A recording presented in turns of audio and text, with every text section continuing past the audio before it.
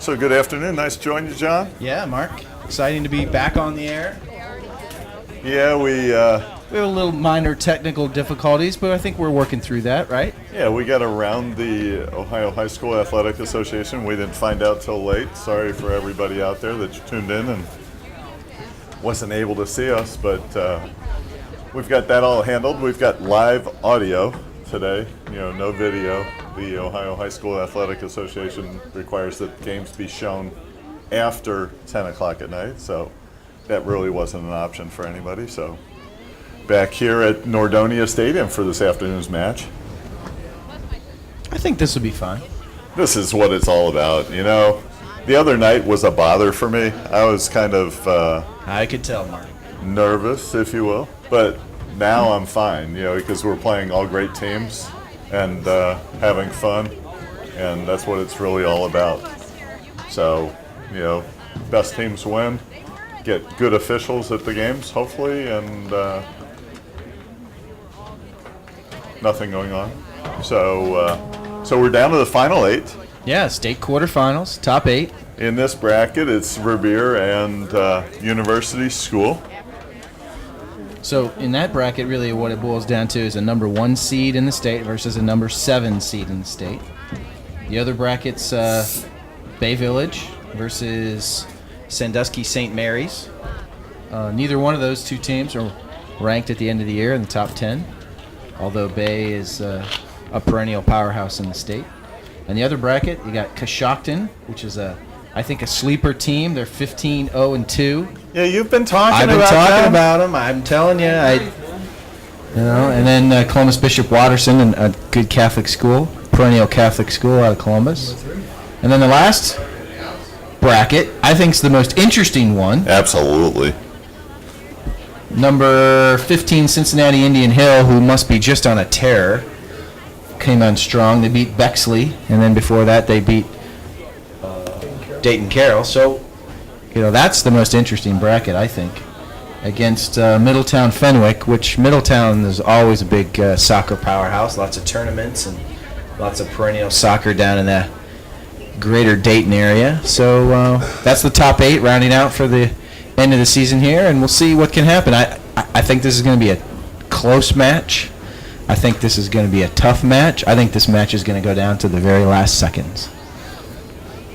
I think you're right on target. I mean, statistically, we haven't played a team that matches up with us statistically. The funny part for me was I went over and said hi to John Potasic before the game. Oh, I did not. I stayed away. And guess what? We've known each other for the last 5 years. We just haven't known each other's names. Oh. So he does a lot of work at University School, as you know, and he's handled a lot of the things that they do with their hockey program, which is one of the best teams in the state. Yeah, I think he's the AD there too, or assistant AD or something like that too. So. Yeah, he's a nice guy, and I know you know him professionally, but I know him personally because his daughter Elizabeth plays with my daughter Claire. So we're going to give you the national anthem right now.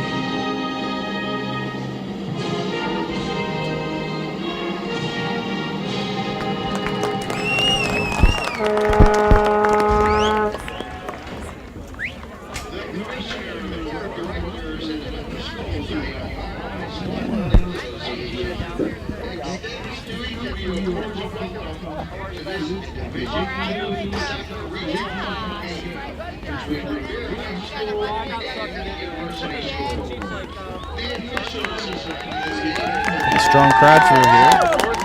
They're coming out together. I will tell you that our motivational guest last night suggested that. So I think some of the boys were listening. That's exciting. At participating schools. The officials for today's game are Charles Schlatter, otherwise known as CP. As I was mentioning to you before the game, I think the boys all really enjoyed his discussions before the game. A couple of their things were discussions about how to stay together as a team, how to motivate each other, et cetera, et cetera, et cetera. But I will tell you the thing that caught all the boys' eyes, and they never knew this young man before this, was all of his accolades in high school were exciting. You know, 4-time state champ, you know, Big Ten champion, All-American wrestler, NCAA champion. But when he said that he had been on the 2012 USA Olympic team, they all their eyes opened up. So that was neat.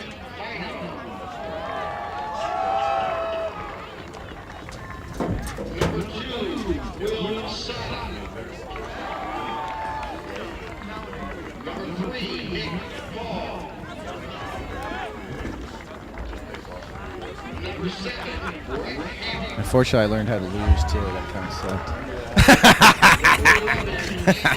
I want these guys to learn how to win.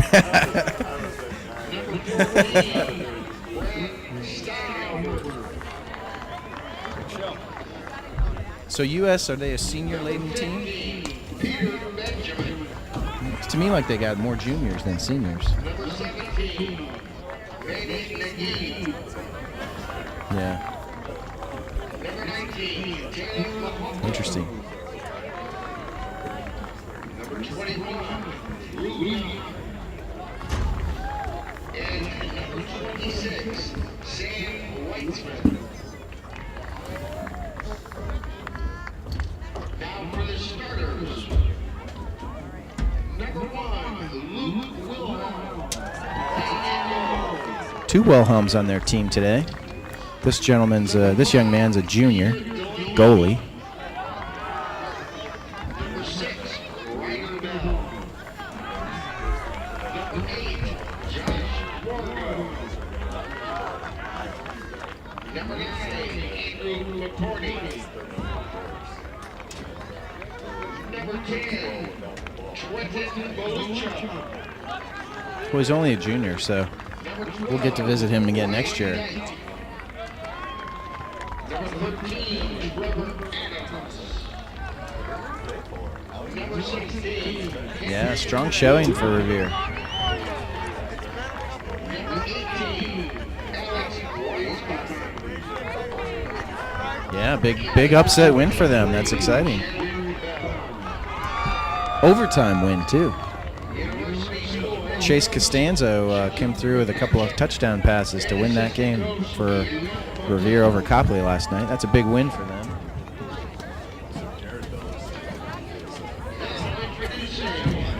Oh, they're cousins. Okay. All right. Okay.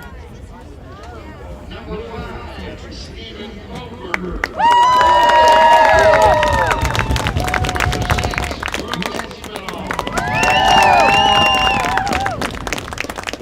Number 7, Mark Olson. Number 8, Ian King. Number 9, Jacob Brokaw. Number 11, Ryan Joe. Number 12, Noah Wexler. Number 14, Bryce Hardy. Number 15, Bieber. Number 27, Zane Van. And number 28, Joe Hardy. Now introducing the starters over here. Playing in goal, number 1, Joel.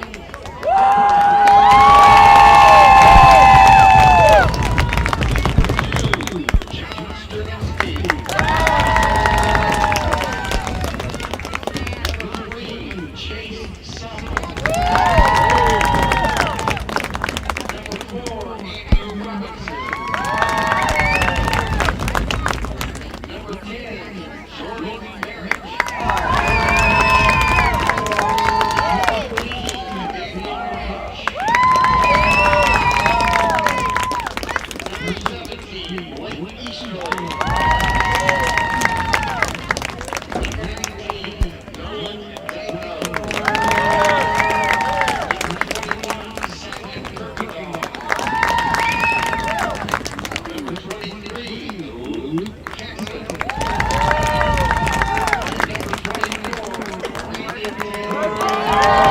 There you go.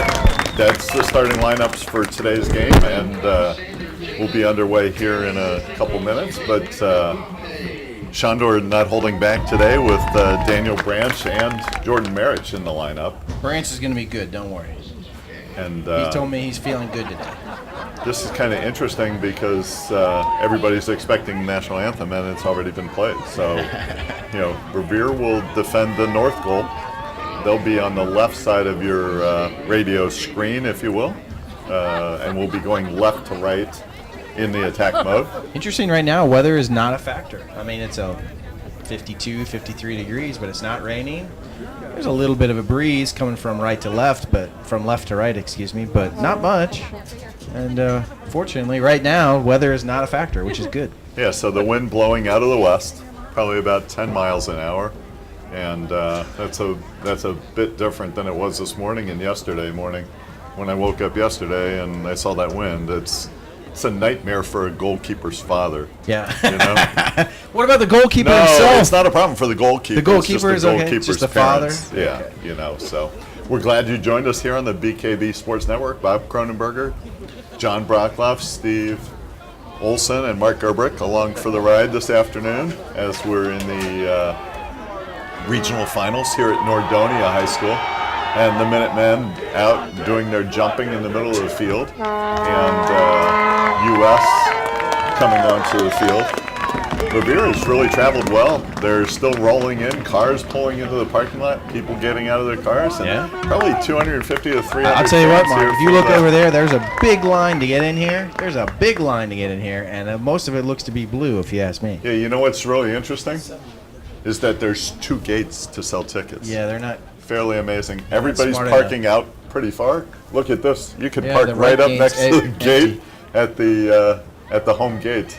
Most people pull in and want to park, and if they pulled through, they would have some spots.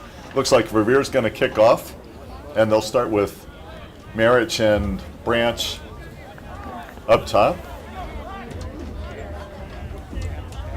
And then Cass and Dyko, Easterling will play that attacking midfield spot. Looks like Chase Sample will play his typical defensive mid spot with Taylor, Sternesti, Kirkendall, and Robinson. Pretty much the lineup we've gotten used to as the season settled down. Robin? Yeah, no real changes for Shondor today. He's not looking to rock the boat, I don't think.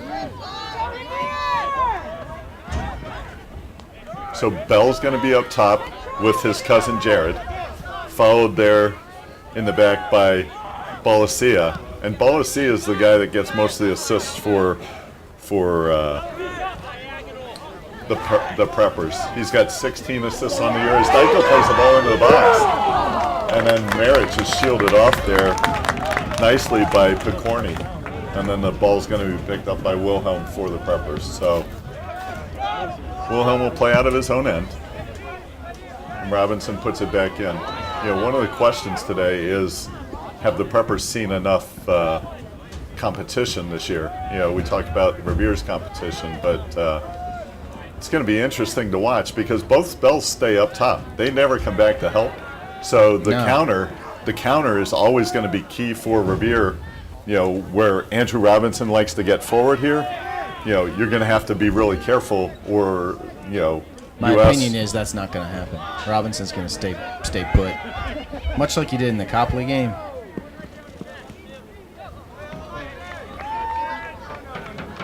Brandon Taylor under pressure from Bell, and then that ball's going to be played out of bounds. And then, see, that's what I don't like about this game, how right away, you get a call. One official's calling Revere ball, one official's calling U.S. ball, and U.S. picks it up and throws it in and plays quickly, and Ryder Bell getting forward. So you can see the speed of Bell, and we're down to 38 minutes, and we're still scoreless. As Shondor Jacob barking at the sideline ref and trying to make sure that both teams get an equal opportunity to play the ball. So Dyko's going to try and play Easterling outside, poked away by Picorni. Picorni under pressure. Good job by Easterling. Easterling's going to try and cut inside. He finds Dyko. Dyko's going to take it to the end line, and that ball's going to be played out of bounds by Weisbein for the Preppers. So it'll be Dyko leaving the ball for Robinson. The ball's around, if we can set the field for you and use football yardage markers, that might be the best way today. About the 10-yard line. Yeah, just at the 18. On the far side, Robinson throws in, and it looks like it's going to be hit out of bounds by Picorni. So it's going to be a corner kick for Revere. And we expect that Blake Easterling will take this kick. Nice long throw by Robinson to induce the corner kick there. That was a good play. And this will be something that we've seen most of the year. Oh, we're getting a second player down in the box. Usually it's Nolan Dyko on the goalie. Now it's Kirkendall down there with 2 U.S. players, and all the players coming from the far side. Nice lead by Kirkendall, and good play by Wilhelm as that ball's played short. So first shot of the game by Revere, and Bell had an opportunity to get a shot off, and that ball went across the end line. Good work down there by Jared Bell, as he's a very dangerous player up top. As Balasia, Bell, and Bell will attack for the Preppers as Revere plays the ball out of bounds, and now it'll be Picorni with the throw-in for U.S. from midfield with 36:23 remaining in the first half. And now it'll be a throw-in for Revere. Kirkendall will take it for the Minutemen on the far side. The thing I liked about this game, John, is we finally have a statistical matchup that is kind of somewhat even. You know, on the year, Revere offense versus offense. Yeah, Revere scored 93 goals, while U.S. has scored 103. And then the Minutemen have given up 7, while the Preppers have given up 13. So pretty similar. Something's got to give, and it's pretty similar. You're right. The line to still get in the game is still out there. Oh yeah. So U.S. trying to figure out what they're doing on the other side of the field as we're down to 35-30 to play. It'll be Picorni trying to play out of the back. He will play to Weisbein, and the 3 of them. There's 3 players over there on the sideline, and now they'll get it to Wargo in the middle of the field. Wargo looking, and deflected by Brandon Taylor. Now it's going to be a shot by Bell, and deflected by Joel Gerbrick into the side of the net. So Ryder Bell with the first goal of the game, and that was just a miscommunication between Brandon Taylor and Sternesti there, as the ball's going to go through Taylor and Sternesti. Taylor gets a foot on it, it comes down in the other direction. Ryder gets it on his left foot and beats Joel Gerbrick for the goal on the right side. So straight power goal, lots of time left. We'll see how Revere responds now. Hopefully they keep their composure. Long game. 1-0 U.S. as we're down to 35 minutes to play. And you can see that explosiveness. It doesn't take much. Balasia gets the ball there in the middle of the field, and both Bells are running, and Weisbrunn on the other side. And it's going to be an exciting game, John. That's for sure. One goal's not going to win this thing. No. As Gerbrick punts the ball out of bounds on the far side, and now U.S. will take the throw-in over there. It'll be Picorni for the Preppers. That's good pressure by Dyko. I was just about to say that the Minutemen have to put U.S. under pressure up top in order to take advantage of opportunities down the field. It's going to be Casson trying to get forward, and he calls no play on. So in the first collision of the game, it's a play on by the referee, and it's Easterling hustling to the middle of the field to play the ball to Robinson. Robinson tries to get it into Marich, and then the U.S. lets it go through. Delaney allows that ball to go through, and they'll play quickly out the other side, and it's Weisbrunn. And you know what? The Minutemen better have a bit better motor today to get back and play balls at midfield, because there's going to be a lot of through balls, as you see here, played to Balasia, and then played out of bounds by Kirkendall. So 33 minutes to play. Going to be a throw-in for U.S. on the far side. And now they're going to try and find Ryder Bell. Ryder's going to find Jared. Jared's going to try and get free, and Taylor knocks it away. Good hustle by Branch to keep it in. Now the Minutemen coming on the attack. 3-on-4. Branch on the right. He's got Marich and Easterling in the middle of the field. Branch is going to take this ball to the end line.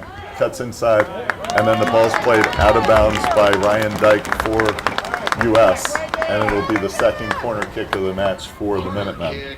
So near side post, Blake Easterling, Dyko going on the goalkeeper, marked by Picorni. Kirkendall also joining him down low in the box. Kirkendall will go short. Dyko in the middle of the box.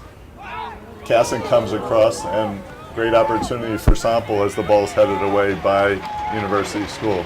Brandon Taylor will pick it up at the 40, and he's going to play it back in. Great opportunity for Marich off his foot. Ricochet shot off of Marich's right foot. I mean, it was a shot at the goal. I wouldn't call it a shot on the goal, but picked up in there by Wilhelm. So, pretty good play. As we've talked about in the playoffs, the first thing that's important is getting that first goal. And Chase Sample, under pressure with Bell there, plays it back to Gerbrick, and Gerbrick smartly plays it out of bounds instead of giving up the corner.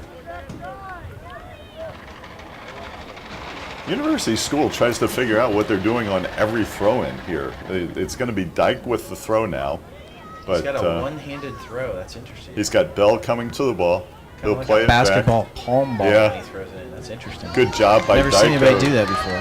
Dyko playing really well with the takeaways early here. And he gets the ball to Marich. Marich has the ability to turn. Now he does. He's got Easterling running on the right, and then that ball's intercepted by University School. Bolisia chasing down Robinson as Delaney picks it up and kicks the ball back to midfield. Casson steals it to 30. He's going to go forward. The ball's taken back away by Wilhelm. And now it's the Preppers on the attack. Everybody's got to match up. And here comes Ryder Bell on the run again. And he'll shoot from here as he gets across and does get a shot off with his right foot. He's quick. There's no doubt about it. The Minutemen have to step up on that instead of allowing him that opportunity to play there. I'm a basketball guy, and I've told you this a million times. I just wouldn't even let him touch it. I put one guy in front, one guy behind, and there's a collision in the middle of the field with 30 minutes to play, and it's going to be a free kick for the Minutemen. It's going to be Brandon Taylor on the kick. He's at the 43-yard line. So who do you think's going to man mark him?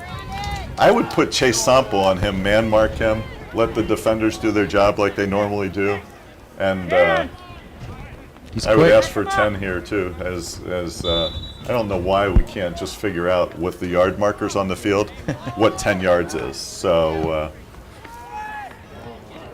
nice ball by Brandon Taylor, headed out by the Preppers, picked up on the far side by Easterling. He's going to try and keep it in. And it's going to be a throw-in for University School down at their end of the field, right at the 10-yard line. And it'll be Picorni with the throw. Bell can get to a lot of balls. It looks like Chase Sample marking Jared Bell and Sternesty on Ryder Bell. Mm-hmm. And Minutemen have the early advantage of winning balls in the middle of the field. And Dyko on the near side is going to look for space. He's got Easterling. Easterling actually had Kirkendall out the far side as Robinson's played to the near side. That ball toward Jordan Marich for the header.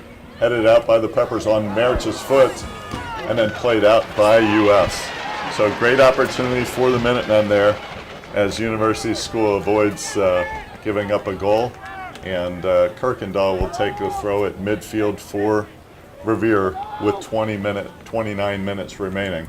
And like we've talked about all year, Brian Gillette gets up off the bench to provide us a little offense. That ball headed out by University School. Casson will play quickly down at the 20 to Kirkendall. He and Kirkendall will play together.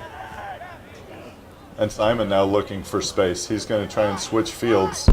And Eastern comes over and plays nicely back to Robinson. I like the patience on that play, John. Mm-hmm. Come on, hit it. Nice play by Dyko to put it back to Easterling's foot. Yep, that's the right thing. Take a shot. Keep shooting.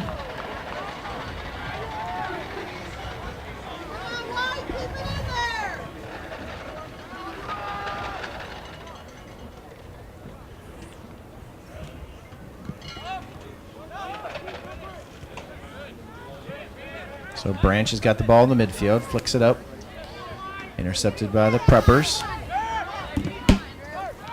Bolasia turns in the middle of the field, and he's got all kinds of room to Way run. in front of him now. Yeah. Taylor kicks that ball out. About the 26-yard line. He just played really smart. Here's Jared Bell with the ball. He's going to play back to Dyke. Dyke's going to cross, and this ball's going to be picked off by Gerbrick. And again, miscommunication between Taylor and Gerbrick, and Bell gets off a blast that Gerbrick makes a great save on for the Minutemen. Yep. Really, Joe just let that one hit his body. really, really lucky there. He just took a shot. Gerbrick was going to play the ball out of the air. Taylor played it away with his head, and the ball comes down right to Ryder Bell. And the Minutemen are lucky that they're not looking at a 2-0 deficit here. As Brian Gillette will enter the game for Jordan Marriage with 27:20 remaining, and it's going to be Kirkendall with the throw-in on the far side. So Marriage comes out. We got Gillette back in. Kirkendall with the ball on the far sideline. See, I think the Minutemen are really controlling the middle of the field. Mm-hmm. It's just They're keeping their composure even though they're down. They know it's a long game. And it's the counter game. Bolasia gets it in the middle of the field. He's going to dribble, and he's going to try and find a ball through. And then it's going to be the explosiveness of the Bells as Dyko takes the ball to the corner. And he's looking to cross it with his right foot and kicks it straight to Wilhelm. And Wilhelm carries it across the line. They're going to call it out, though. They're going to say the ball was out of bounds when Wilhelm caught it. Mm-hmm.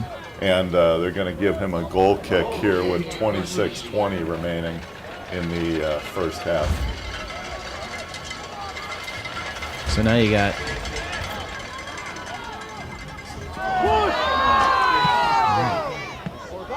Easterling taking a little hit there. Well, Gillette with the ball in the midfield. Yeah. Brian's going to play a through ball nicely to Branch that's intercepted.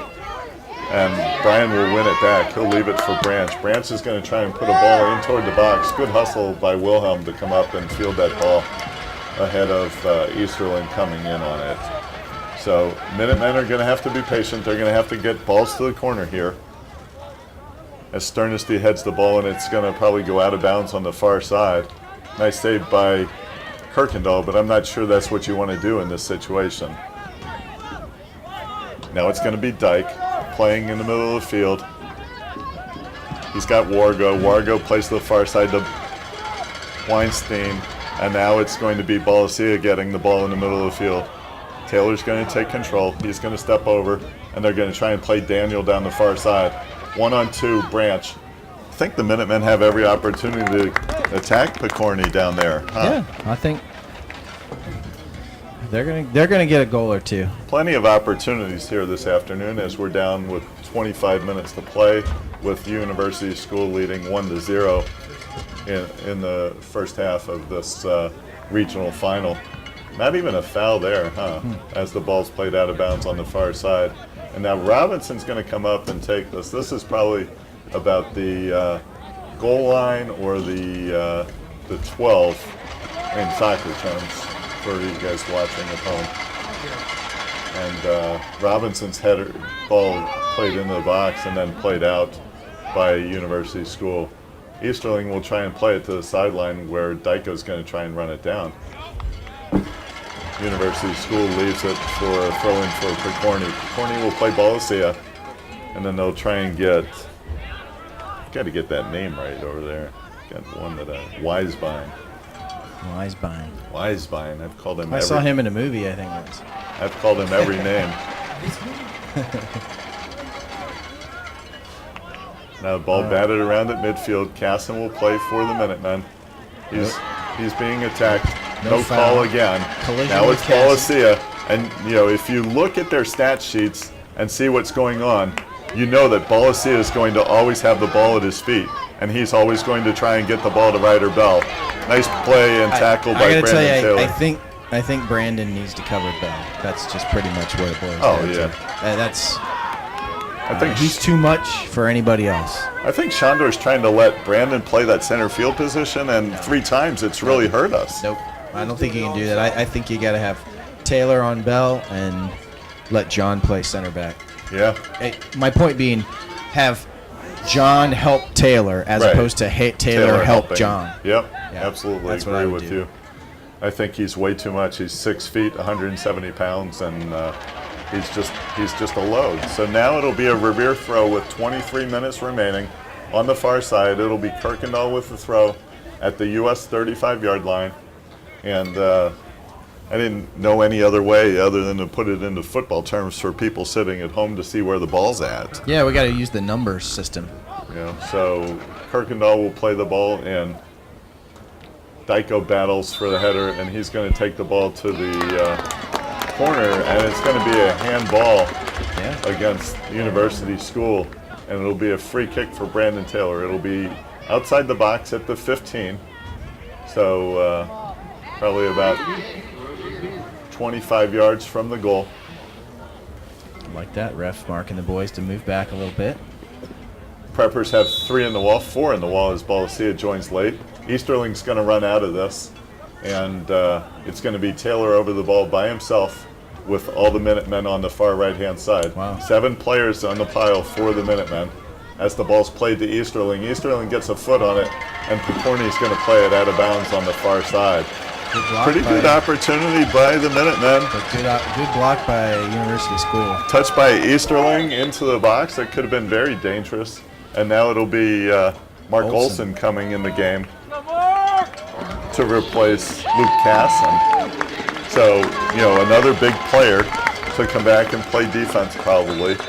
And it'll be interesting to see what alignment that Shandor Jacob uses here, because he's got Sample and Olson in the game at the same time. Dyko thinks it's pleading his throw, case. and Thinks it's his Picorni, ball, but I don't think it Picorni's was. gonna pick it up there. And now the ball's going to be played back to the goalkeeper, Wilhelm. Going to be picked up. Oh, boy. I wish we'd just take a touch. Just bad touches by the Minutemen from time to time. And then Robinson's going to play the ball out of the reach of Easterling, I guess, is who he was trying to play. And Wilhelm's going to play with the ball in the box. And, I'm like so against that. I just hate it when my kid does it. I hate when any other player does it. Wilhelm with the blast there as He's got a good foot. That ball gets to the 35-yard line of the Minutemen. Now the Minutemen controlling midfield. Dyko will play nicely to Olson. Olson out to Kirkendall. Kirkendall to Dyko. And now it's Gillette and Kirkendall getting forward. Dyko at the 40.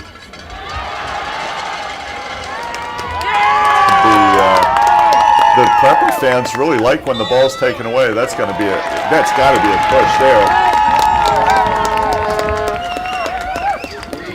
It's going to be a foul on Jared Bell, and Jared Bell pleading his case, but took 2 hands and pushed him in the back. It's a foul in the NBA, ladies and gentlemen. It's got to be a foul in high school soccer. So we're down to 20 minutes to play here. Revere trails 1-0 in the first half, and Taylor will take the free kick from midfield. This ball's a blast right at Wilhelm. Wilhelm comes up and fields just ahead of Chase Sample getting to the ball. Good kick. So we haven't seen Taylor's Fighting. I think they're Bigfoot. going to get one here. There's definitely some opportunities here for Revere. Yeah, if you talk about the possession of the game, it's the Minutemen controlling possession in the middle of the field, and then U.S. just having opportunities up top, because Dell and Bolasia are just too much. You're going to see Ian King come in here for Nolan Dyko, who's frustrated on those last 2 calls on the far side. And Dyko's going to commit a foul. That's not even going to be close. You've got Ian King up. He's going in for Dyko. He's going to it's not even a question. lose his cool. Nolan's frustrated. You can see he's got his hands on his hips. Now it'll be Bolasia over the ball for U.S. Nolan needs to take a blow for a couple of minutes and relax. Minutemen holding at the 18. They have 1 extra white shirt back. Trying to get the ball to Adams down the right side, and the Bell's in the middle of the field. And it's Ryder coming up with the ball. Nice play by Robinson to battle him. Now it's turned over to Gillette in the middle of the field. Easterling will play quickly down the far side, and Dyko's going to chase down, and Picorni will take the throw for the Preppers. Good kick by Easterling, but no connection to anybody with a white shirt down the other end of the field. Yeah, so now U.S. will take the throw in at their own end with 18 minutes to play. and that ball goes out of bounds. And Kirkendall will take a throw on the far side. Now you're going to get King in the game for Gillette, Marich in the game for Dyko. And so if you reset, they're going to move Daniel Branch over to the left side, move Ian on the right, and then Jordan up top with Chase Sample actually in the attacking midfield position along with Easterling. And then they've moved Sternesty into the Left back. And Olsen's playing center mid. center D. Actually. Center D. Yeah. So Taylor and Olsen in the back, Sternesty out on the far side. I think you got to pressure Wilhelm, see what he can do with his ball here. Good job by Robinson as he comes forward to win the ball in a challenge.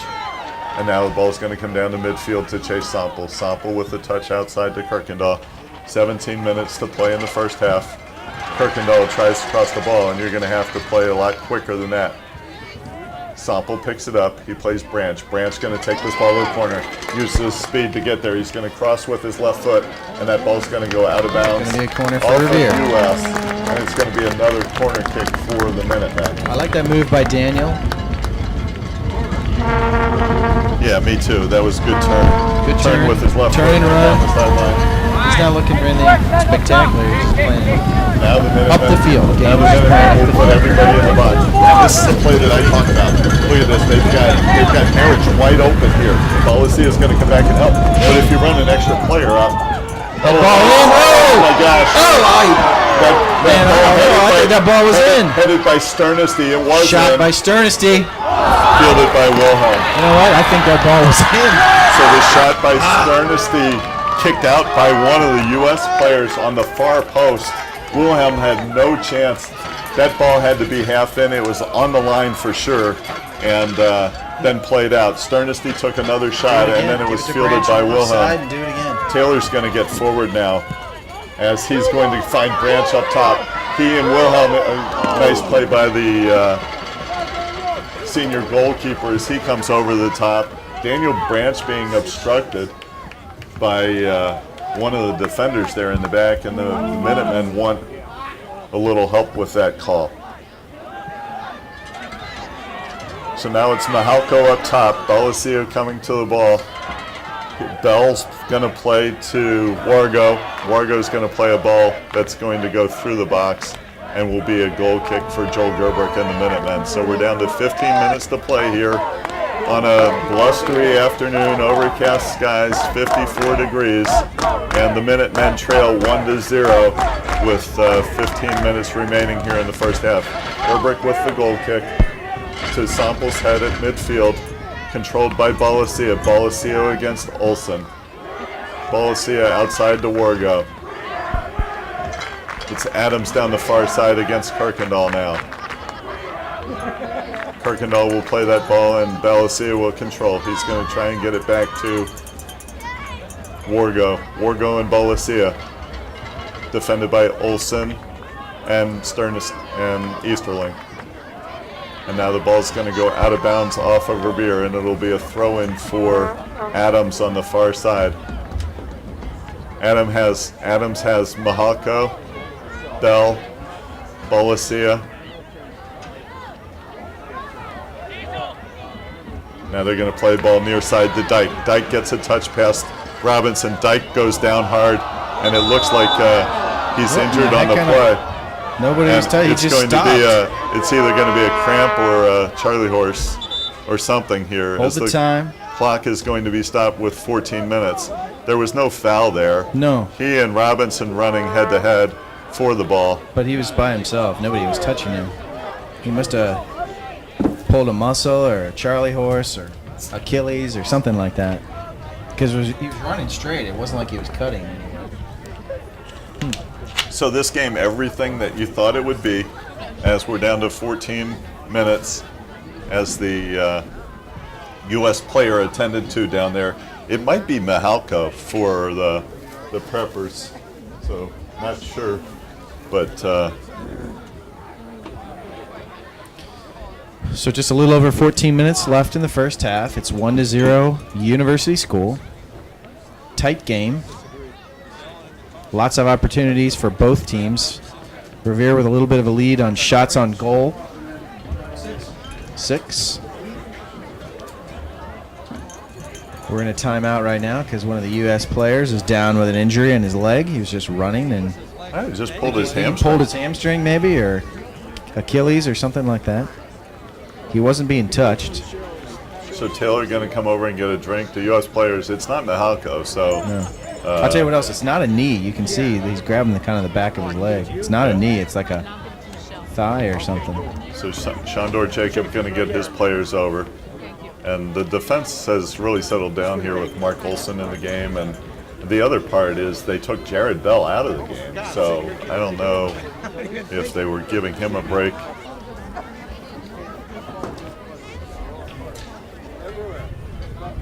I don't know if you can see if it's a 16 or an 18. It might be Wilhelm or Weisbein down there. Oh, or Ryan Dyke, think number it's- 12. I think it's number 12, right? Yeah.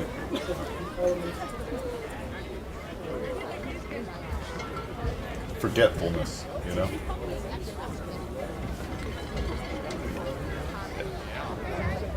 He went down hard though. That was really sad. At this point in the season, you don't wish injuries on anybody.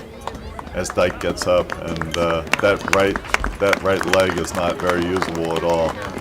And, Sometimes when a kid gets up, you can see him kind of limping on it. This guy's not doing anything with that leg. He's kind of dragging it. Yeah. So And for Ryan Dyke. tore a muscle or something.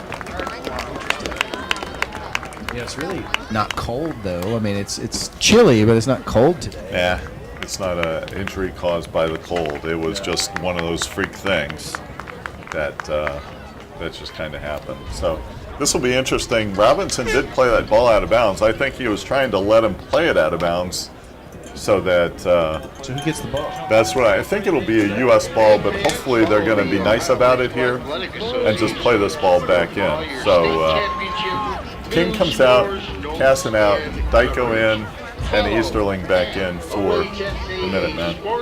And stay connected.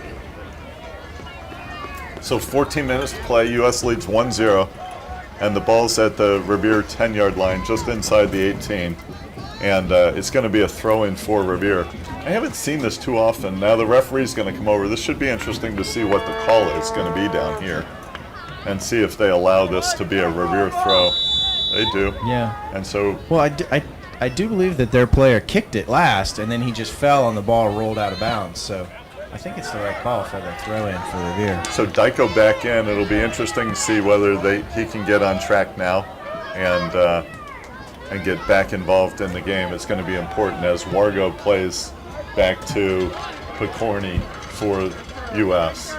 And U.S. will be patient out of the back. Now it's Delaney on this side, and it's a ball headed by Sternesty. Sternesty really taking his action of Bell now a lot more seriously, I think, and very involved in play, as Robinson will take a throw in here with 13:20 to play, and Easterling will come out and Casson will go in. I don't know if they just substituted there or they had substituted. So now it's Dyko at the 40. Sternesty will win the ball back for the Minutemen. Delaney will play the ball into Revere territory, and it's Mihalko on the far side. He's got Adams with him. He'll play to Adams. Adams is going to try and find space in the middle of the field. He finds Wargo. Wargo finds Bell. Bell's going to play back out to Adams. Adams to Belosia. Now it's going to be Mihalko. Mihalko to Bell. I'd get a couple players on them. Good help by Casson there to intercept the ball to Bell. And then Belosia plays the ball out of bounds. And now it's going to be a throw-in for Andrew Robinson. Looks to me like a little bit of change in strategy, like we had discussed there, Mark. Taylor's clearly, as the offensive crew comes into the box, he's taking over on number 6. I think I like that. I like John helping Taylor man mark Ryder Bell. Yeah, better than Taylor helping John. I don't think they've changed it. I think Taylor's just paying more attention to it now. Maybe. I think, you can Effectively, see that's John. about the same thing. I think you can see it. John's going to go to the bathroom at halftime if Ryder goes to the bathroom at halftime. So Sternesty will play the ball back in. Now it's going to be Dyko trying to get through. 7 black shirts in the back, and the ball's turned over by Belacia. Bell will play out of the back. The preppers will be very patient. As Seda will play to Wargo. Wargo in the middle of the field to Picorni. Picorni will play back, and the U.S. will start over. Casson and Belacia battle in the middle of the field. What a great battle that is. 2 physical players just going at it, and the referee not doing much about it. Now Daniel Branch, 1-on-2. He's going to get to the end line, and the ball's going to be played back in and picked off by Wilhelm in the box. Nice run by Daniel there. Not quite sure what he was doing with the ball, but kicking it backwards high in the sky there. I thought it might have been a U.S. player that played that ball back, and then it was Wilhelm with the alert play. So here we go again. Mahalko gets by, and a couple Revere players. Olsen comes away with it. Now it's going to be Dyko in the holding position at midfield. That ball gets through to Branch. Branch and Marriage trying to get something going together up top. Branch will take his time and play outside to Kirkendall. I like this. This is the patience I've talked about. But now U.S. packing it in. U.S. has 8 players back, and they'll try and play. Videos, I can tell you that. Yeah, they're going to try and play balls over the top to Bell and Mahalko. And we haven't seen Jared Bell here for a while. Delaney turns, he'll play backwards, and U.S. will try and play it out of the back. Controlled again at midfield by the Minutemen, and that's been a theme all day. So if the Minutemen can get something going up top, they have great opportunity as Marriage and Branch try and get going here. And the Preppers are fine with playing the ball just out of bounds and getting out of harm's way. So Kirkendall will take the throw. 10 minutes remaining in the first half. The Minutemen trail 1-0. Clearly, U.S. is playing preventative defense. That's what they're playing. And which is a smart thing to do if you're with the lead. Bolacia is technically playing defense from where he's standing, and U.S. able to, and willing to play the ball out of bounds and just up the field. So Gillette will come in for Branch, give Branch a rest. Branch looks much better today. He's playing very well for the Minutemen. Him and Marriage with the blue hair again. I don't get that, but now it'll be Kirkendall with something the a little throw fun from to the mix far it up, side. I think. Gillette gets to the ball. Now it's headed over, and Bolacia will play it out. Sternesti picks it up at midfield. He's going to play over to Robinson. Robinson will try and touch it into the box. He's got Dyko. U.S. under pressure. Gillette trying to get a shot off, and it's all right, keep playing. He may have gotten a U.S. player in the face as he tried to backward bicycle kick. Playing. And now it's going to be Casson to Gillette here on the near side. Gillette's going to play back to Robinson. Robinson going to cross to Dyko. Ball comes all the way through. And now I don't stop understand.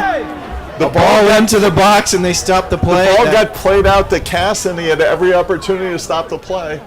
Well, this should be a free kick. Unbelievable. This should be a free kick for the Minutemen. In the box. I don't understand that call at all. 20. I understand the boy's bleeding. I get that. But how do you stop a play when they have a ball in the box? That doesn't make any sense to me at all. The referee must not have seen the play when it happened. I mean, I saw the play straight along, and now they're going to stop play. He could have stopped play when Casson had it back near the 40. And Marriage is talking to the ref saying, hey, the ball was in the box. I'm ready to take a shot. And you're going to stop the game because the kid's bleeding from his nose? This is a nice play by Shandor Jacob to get Easterling back in the game here. If we're going to reset this and he's going to be able to sub. I think Revere will have the ball. I think it'll be over here around the 20 somewhere. Yeah, free kick where about the we 20, get a free kick. Give or take. And I think that's fine. I mean, wasn't an advantage. Did we have an opportunity? Now Mahalko's going to go out and Jared Bell's going to come back in. And see, Revere's got to be really aware of this as Olsen comes out. See, I don't like the timing of this either. Olsen comes out, Jared Bell comes back in, and I think U.S. has a great opportunity here as they've got both Bells up top. Now Robinson sees what's going on. He's going to here's where I wish back. Branch was in the game. I don't understand this. Why? That doesn't make any sense to me either. Your leading goal scorer on your shot at the 16-yard line at the goal is sitting on the bench. I don't get that. I think the Revere players have to peel out of the wall. I mean, you've got a double wall set, and everybody's about 8 yards. They're going to move their players back about 2 more yards. But I mean, they've got to Still not 10. They've got to give Brandon Taylor an opportunity. This guy's a triangle guy. He thinks that 9 is 10 as you get the long angle of the triangle. So I think what you're going to see is Taylor kick this ball straight at. Oh wow! Revere peels off, and he's got Easterling.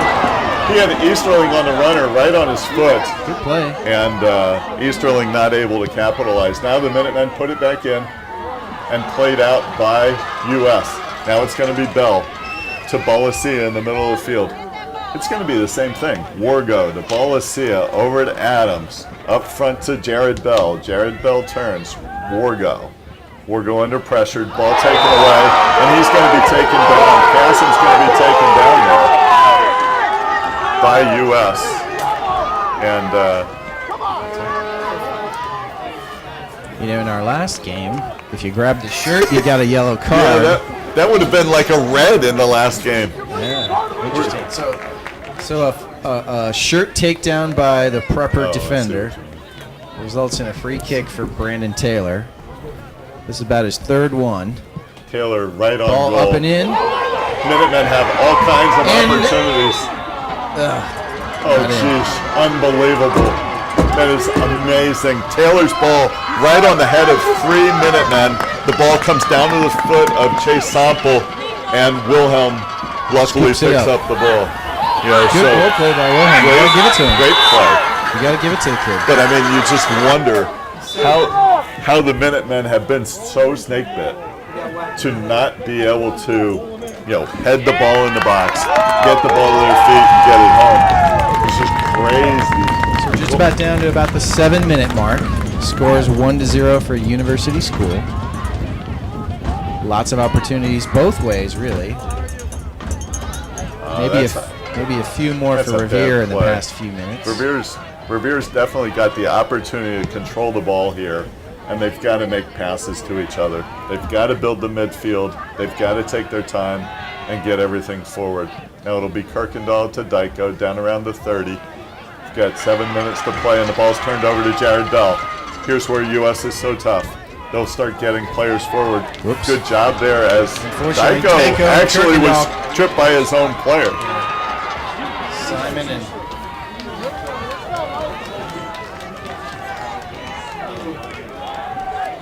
all right, ball picked up by Joel for the goal kick. Headed by Easterling at midfield, picked off by Wargo.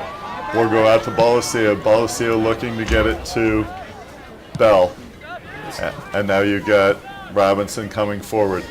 It's Marich. Marich has Dyko and Gillette. Gillette turns, and that ball's stolen away by Wargo.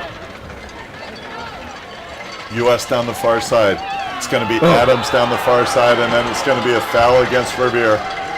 And it's going to be a free kick for U.S. I think, you know what, the ref is doing what I want, right? I mean, the hard foul against Casson, the hard foul there by Casson, and still not a card. I think you're going to start getting some warnings and cards as there's tackles made from the back. So now it's U.S. with the free kick from just inside the 50, from the 43-yard line. Revere holding at the 18, Joel Gerbrick in goal, the wind out of the west, and Nolan Dyko a one-man wall, and they're going to move him back the yard. So Dyko wants to get out the measuring so that, wow, no foul there, as great battle by Taylor and Bell, and it's going to be a throw-in on the far side for U.S. with 5 minutes to play. If you're going to win the big game, your best player's got to play his best. And it's clear that Brandon Taylor's saying, okay, Ryder, if you're going to score, you're going to have to come right through me. I mean, it's just pretty much the bottom line now. He's going to do whatever. He's going to take that kid out. Yeah. That's it. Now it's Adams with the throw, and Marich back in, or Branch back in for the Minutemen. And this is where Bell's so dangerous. He can get a ball to himself, And now the ball kicked away by Kirkendall, but the Minutemen don't have anybody forward. Wilhelm controls it midfield. Branch takes it away. And Picorni just really willing to play it out of bounds on the far side. the right play, though. John Potasic really doesn't want to take any chances against Branch's speed up top. No. They'd rather take the chance of get below the ball, have Revere play it in. And it's really a tough situation for the Minutemen because they've got to keep an extra player back. They really can't push that many bodies forward with as quick as the attack comes the other way. Now the ball played out of bounds by Revere. It'll be a throw-in for U.S. We're down to 4 minutes to play here in the first half. And U.S. leads 1-0 as the ball comes down to Sample in the middle of the field and then taken away by Bell. Easterling will try and play it back into Gillette, and it's Delaney that's there for the Preppers. Casson goes hard at the ball. He and Bellasia are hooked up all day. Wargo's going to play out the far side. Now it's going to be Adams down the far side against Dyko. Good hustle back by Dyko to play defense on number 13, Trevor Adams. Adams is going to play back to Wargo and mistouch the ball. Easterling picks it off at midfield, and then the ball is going to go out of bounds on the far side. So with 3 minutes to play in the first half, and the Minuteman trailing 1-0, it'll be a throw-in for Simon Kirkendall just on the Revere side of midfield.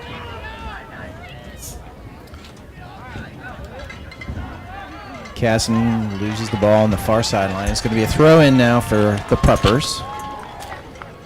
Bell comes back to try and get the ball at midfield. Yeah. You Jared don't see Bell him comes cross the back, too. 50-yard line much, do you? You know, the two of them Virtually are not never. getting the ball much. And Jared Bell gets his second foul and, has a couple words for the ref, but I don't think the ref is going to put up with this much longer. It might be really interesting to see what happens here in the second half, because I think this game's going to have to get called much closer.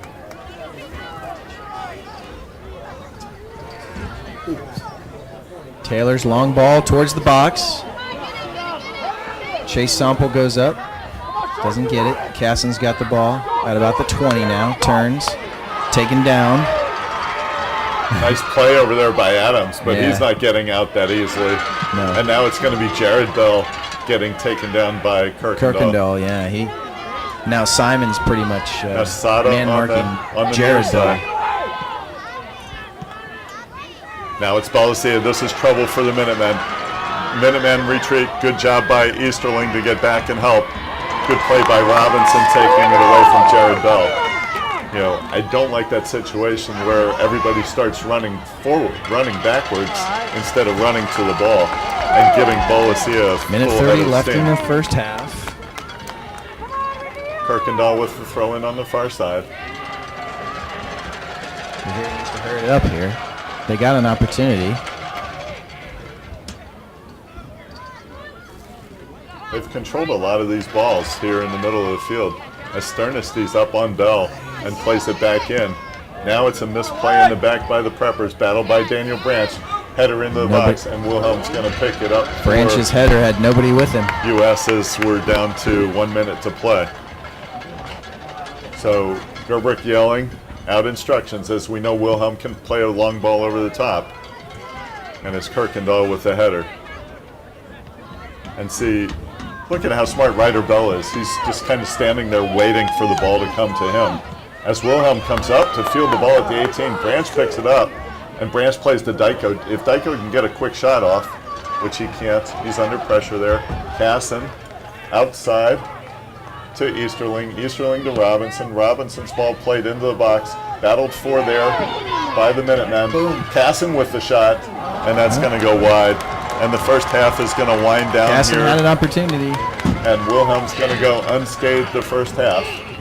And the Minuteman trail on a goal by Ryder Bell off the left hand of Joel Gerbrick into the right side of the net, which gave U.S. a lead with 35 minutes left in the first half.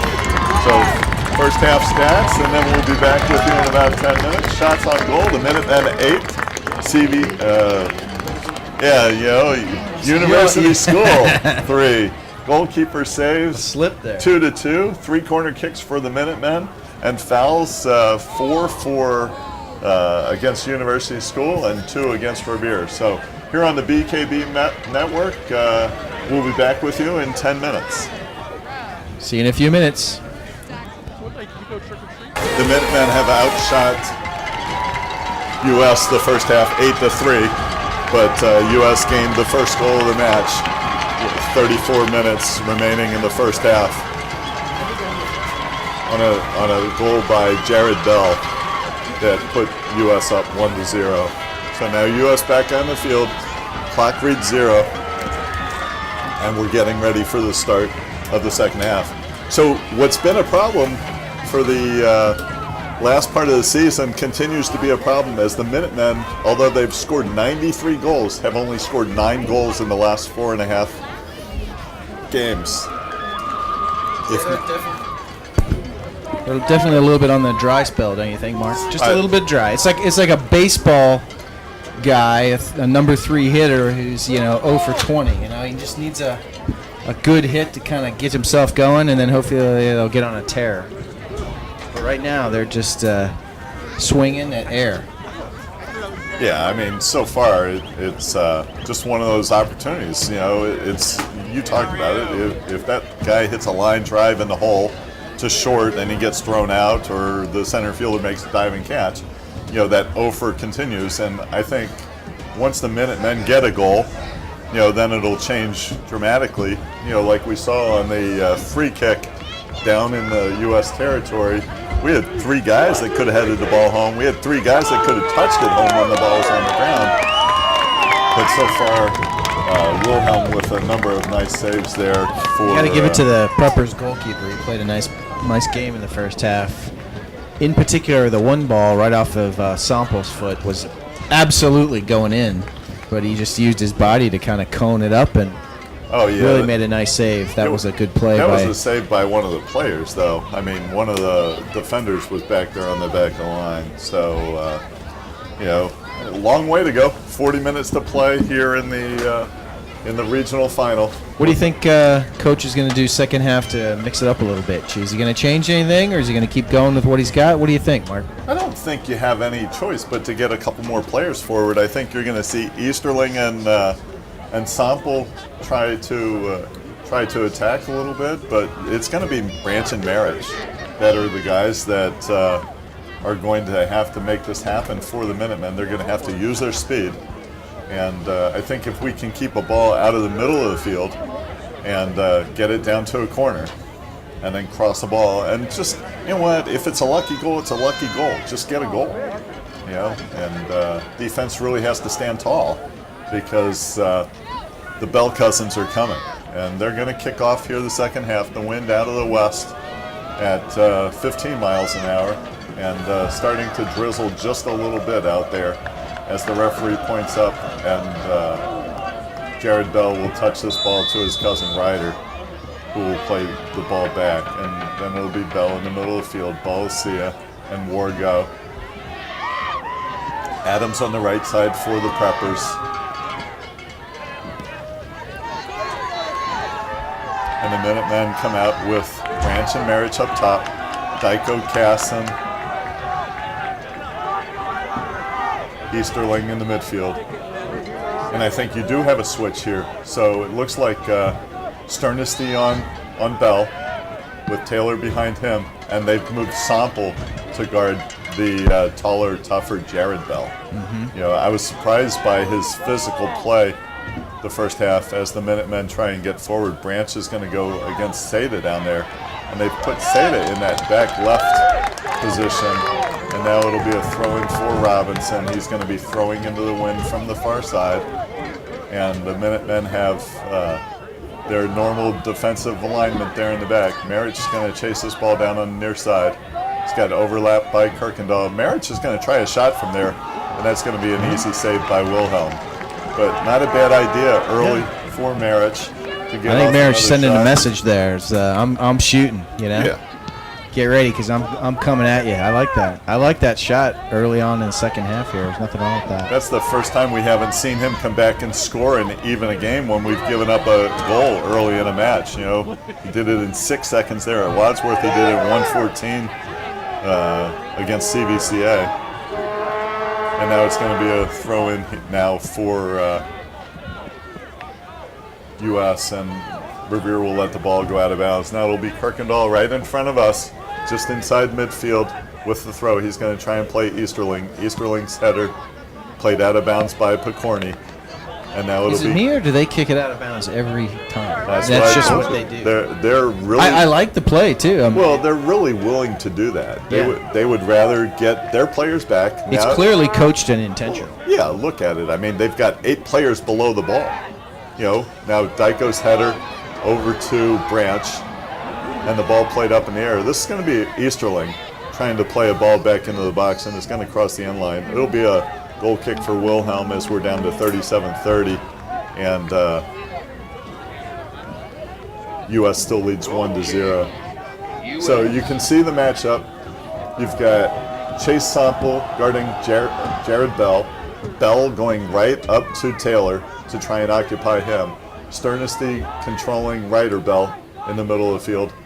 And, so one of the key factors is getting Branch down the sideline, see if he can save this on the far side. He gets across, and then the ball's going to be played out of bounds by the Peppers, and will be the 4th corner kick of the game for the Minutemen. Daniel did that in the first half on the left-hand side, and now he's did that same play on the right-hand side to get a corner kick. Yeah, now it'll be Easterling on the far side for the Minutemen. 2 men back for Revere.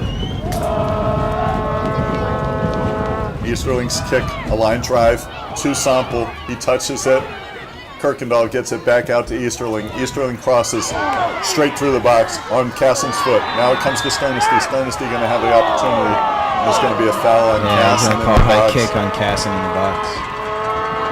So Cassin has had a couple different scoring opportunities here for the Minutemen today, and Sternesty as well. So 2 relatively not unknown shooters, but guys that you don't expect to be scoring. Cassin has 6 shots. 6 goals. 6 goals for the year, yeah.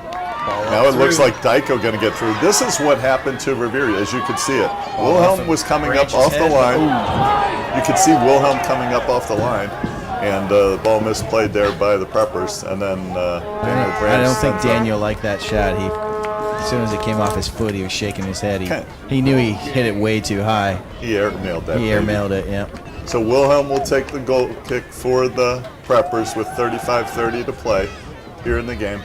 And Easterling up high, and he's going to head it out of bounds on the far side. Now it's going to be Wilhelm. It'll be Seda with the throw on the far side for U.S. It'll be Wargo turning. He finds Adams. Adams going to try and get past Kirkendall and can't. Now it's Easterling between players. And he's taken down there, and there's not going to be a call again. So this will be interesting as the game goes on. If they're going to play physical, this is going to get physical for everybody. And then the ref is going to be challenged to keep the game intact. Ball played out of bounds on the far side. Daniel Branch going to leave it for Robinson. Robinson going to take the throw with 35 minutes remaining from the Revere 30-yard line.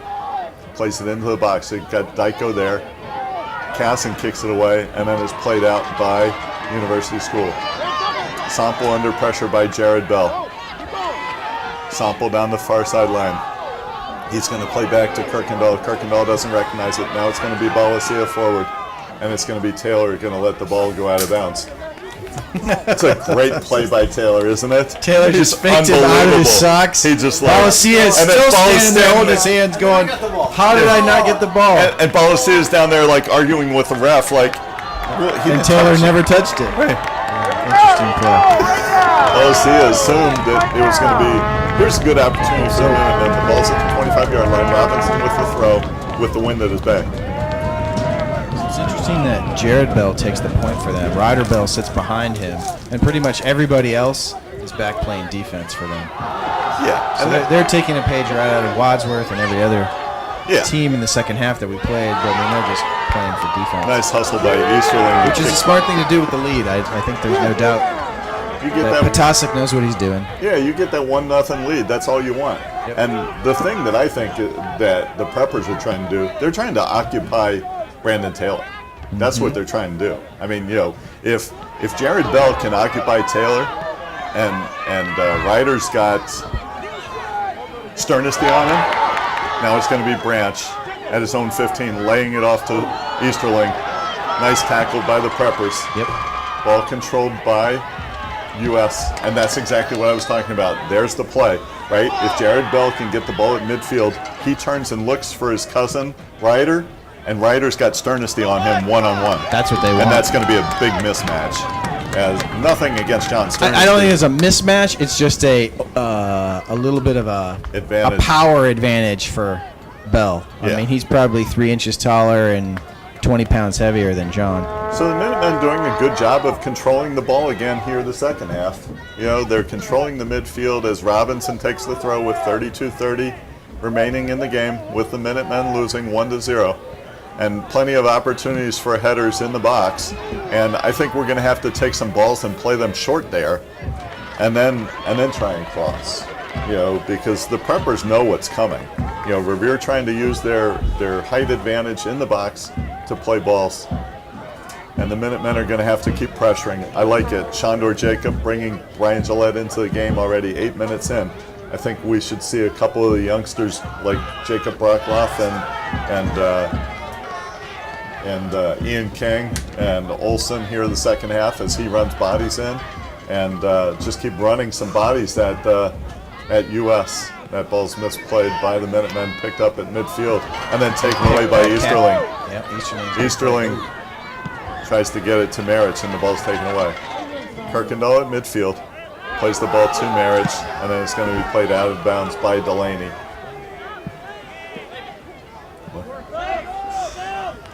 And it's going to be a throw-in for Kirkendall. So Jared Bell pleading his case, you know? He's just going to have to play. The referee's going to let the players decide the game and not the fouls.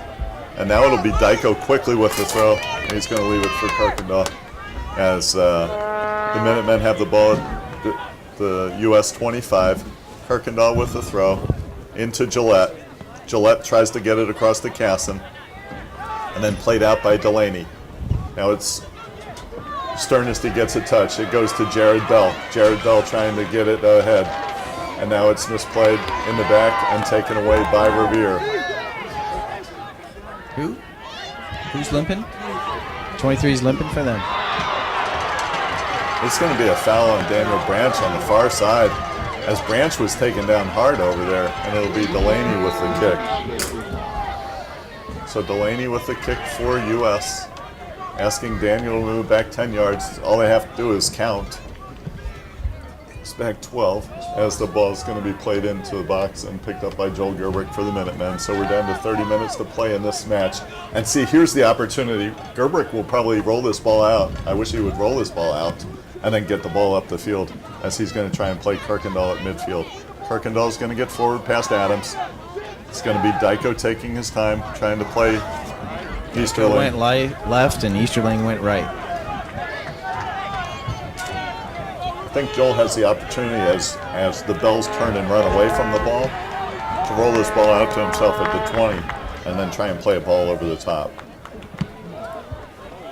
Sample will play Branch on the far side. Branch plays back to Robinson. Robinson going to put a ball into the target area.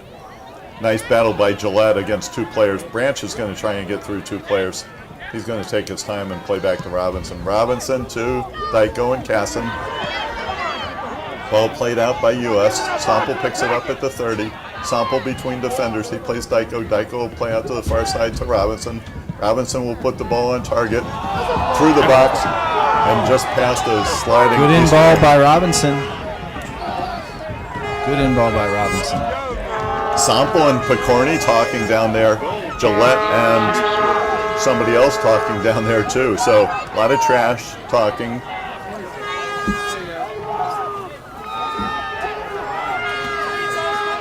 So now it's going to be a goal kick for Wilhelm as he allows the clock to continue winding down.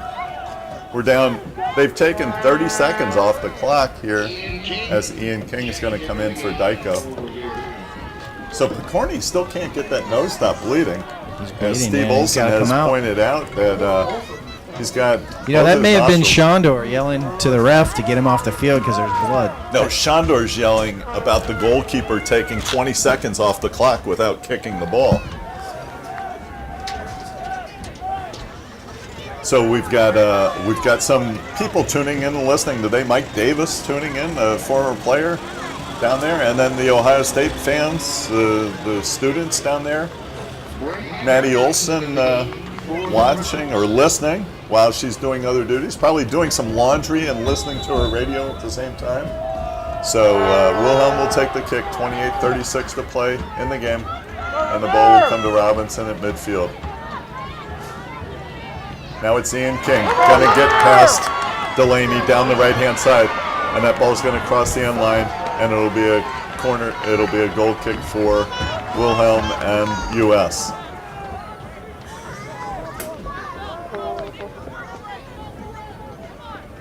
Wilhelm will play out of the back with 28 minutes remaining, with University School leading still 1-0. Minutemen with all kinds of opportunities have outshot the Preppers 11-3. Preppers have had 0 opportunities here the whole second half, as the Bells have not been able to get anything going forward, and US really willing just to kick the ball out of bounds as the ball gets down into the zone. So Robinson trying with a hard throw to play through to Branch, and he does. Off of Cassin's head, Branch is going to try and thread the needle to Easterling. And this is going to take some work by the Minutemen to be able to score now that US has put so many people back into the box. And that ball's going to be played out of bounds off Simon Kirkendall, and it'll be a throw-in for Hammer. Brett Hammer with the throw for University School. And that ball's going to come to midfield to Ryder-Bell, and that's going to be only his second touch in the first 13 minutes of the second half. And they've got Picorni ready to go back in. It'll be Kirkendall with the throw. Battled for there between Balasia and Cassin. It's one of the matchups we've been talking about all day, as Wargo's going to play this ball out. And they're going to call a foul actually on University School here.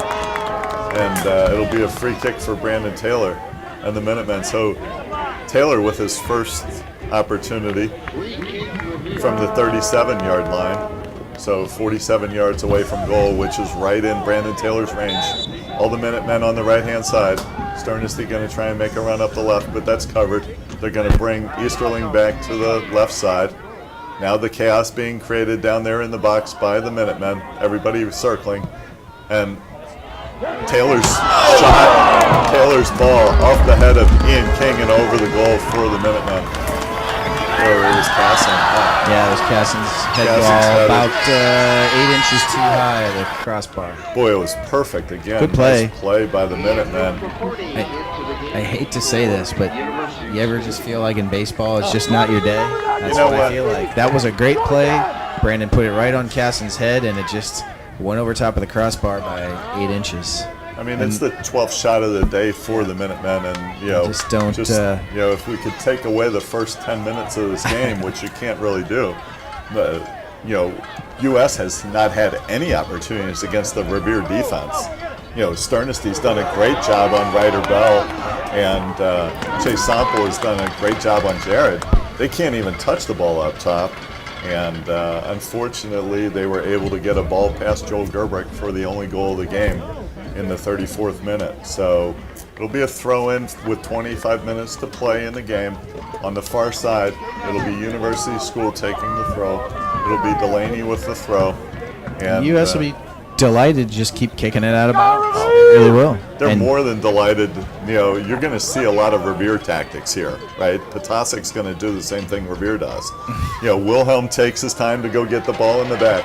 This is going to be the first time for the University School getting forward. And they're going to call a foul on Brandon Taylor on the far side as Gerber picks the ball up in the box. And it'll be a free kick for the Preppers on the far side at the 20. Balasia over the ball with Wargo.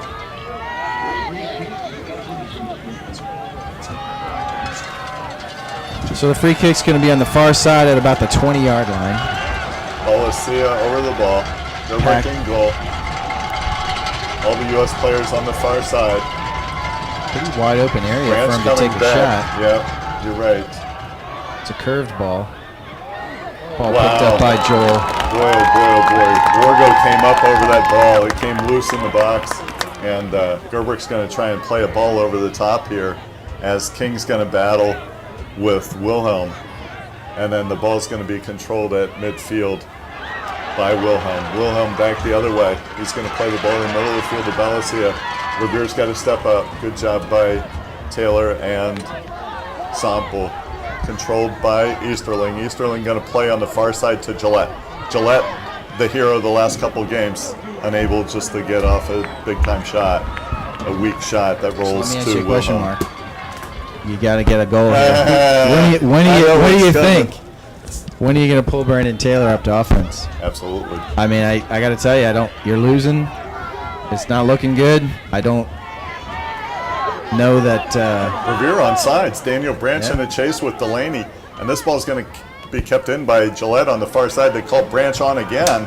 And then Delaney battles for the ball. And Wilhelm picks Branch. it up. Branch just Branch kind shoved of that pushed. guy. But you know what is interesting? He didn't have the ball, so that's not a foul. You can only get in trouble if you're shoving the guy with the ball, and the goalie had the ball, so Branch shoved Now, they do him. call a foul there against Branch, against Weisbein. And good battle there by the Minutemen as we're down to 22:30 to play, and the Minutemen still trail 1-0. Yeah, I agree with. I got to tell you, you got to do what you got to do. I see Olsen playing center back and Brandon Taylor coming on offense. I think And you I think if I was going to do it, I would do it now. can't disagree with you. Oh boy, that's going to be. You don't want to do that with like against 6 Revere. minutes left in the game. So we'll see what happens. It's an option because he just can't seem to get anything going. And as I say that, Mark Olsen's up and running. So Balancia over the ball for U.S. The ball 40 yards away from the goal. U.S. has everybody out on the far side with the exception of Seda, who's in the middle of the field, matched up against Easterling. Gerbrick in the goal all by himself. And shot by Balancia played out to Ryder Bell. Ryder Bell with his first opportunity of the second half, and he's going to cross this ball out to the far side, and it's going to be airmailed by Adams. Wow, dangerous play against the Minutemen, and it'll be Dyko and Merritt checking back into the game for the Minutemen. Crucial time, like you said. At some point in time, you're going to want to pull a player up, and you're going to have to start thinking about that player being Brandon Taylor. I think so. I mean, you got to do it. I mean, Gerbrick's going to have to overplay. it's pretty clear that that's not gonna. That ball controlled at midfield by Seda and then headed back by Taylor. Battled for in the middle of the field. Controlled by Sample on the far side. Sample going to get forward. He's going to take it outside against Seda and Wilhelm.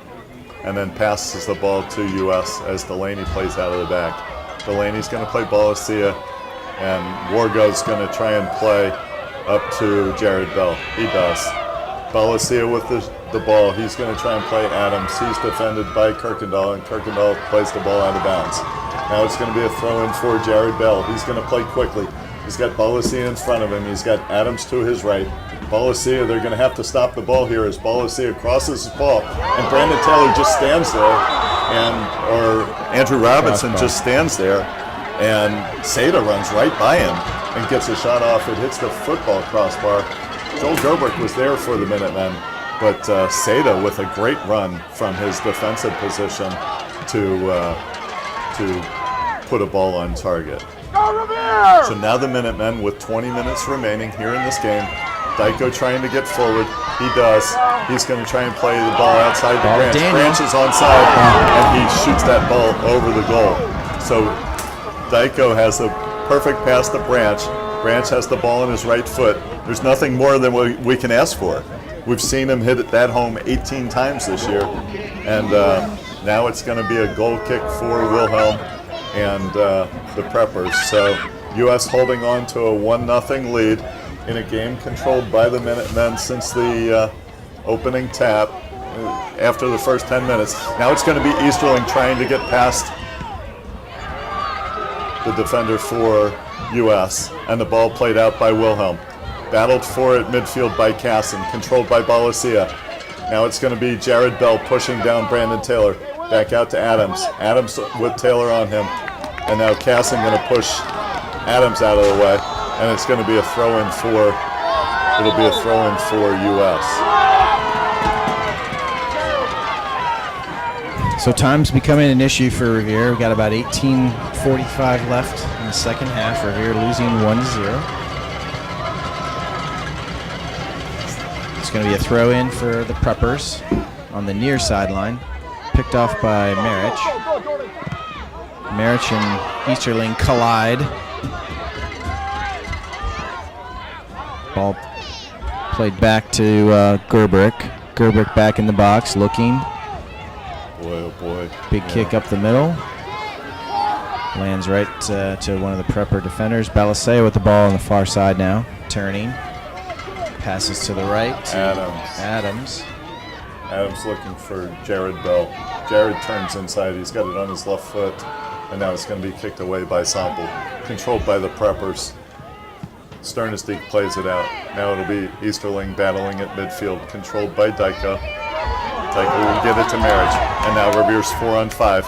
He's got Daniel Branch running down the left-hand side if he can save it. Nope. Oh boy, just barely out of bounds. And it'll be a throw-in for University School.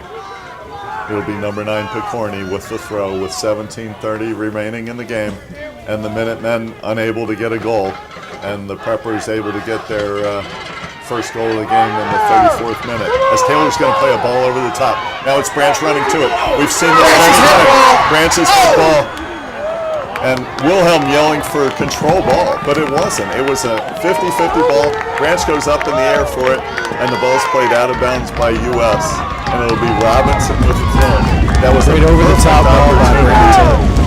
It just feels like it's just not going to go. Yeah, I'm just not there yet. I've been really relaxed all day, even with the first goal of the game. So Kirkendall will play it back in, and that will cross the end line. And we're down to less than 17 minutes remaining, and U.S. leads 1-0. And you may be right, John. It's just one of those days. It doesn't feel right. You know, and the Minutemen give up a goal early, and not able to capitalize on any chances here as they've got 15 shots on the day.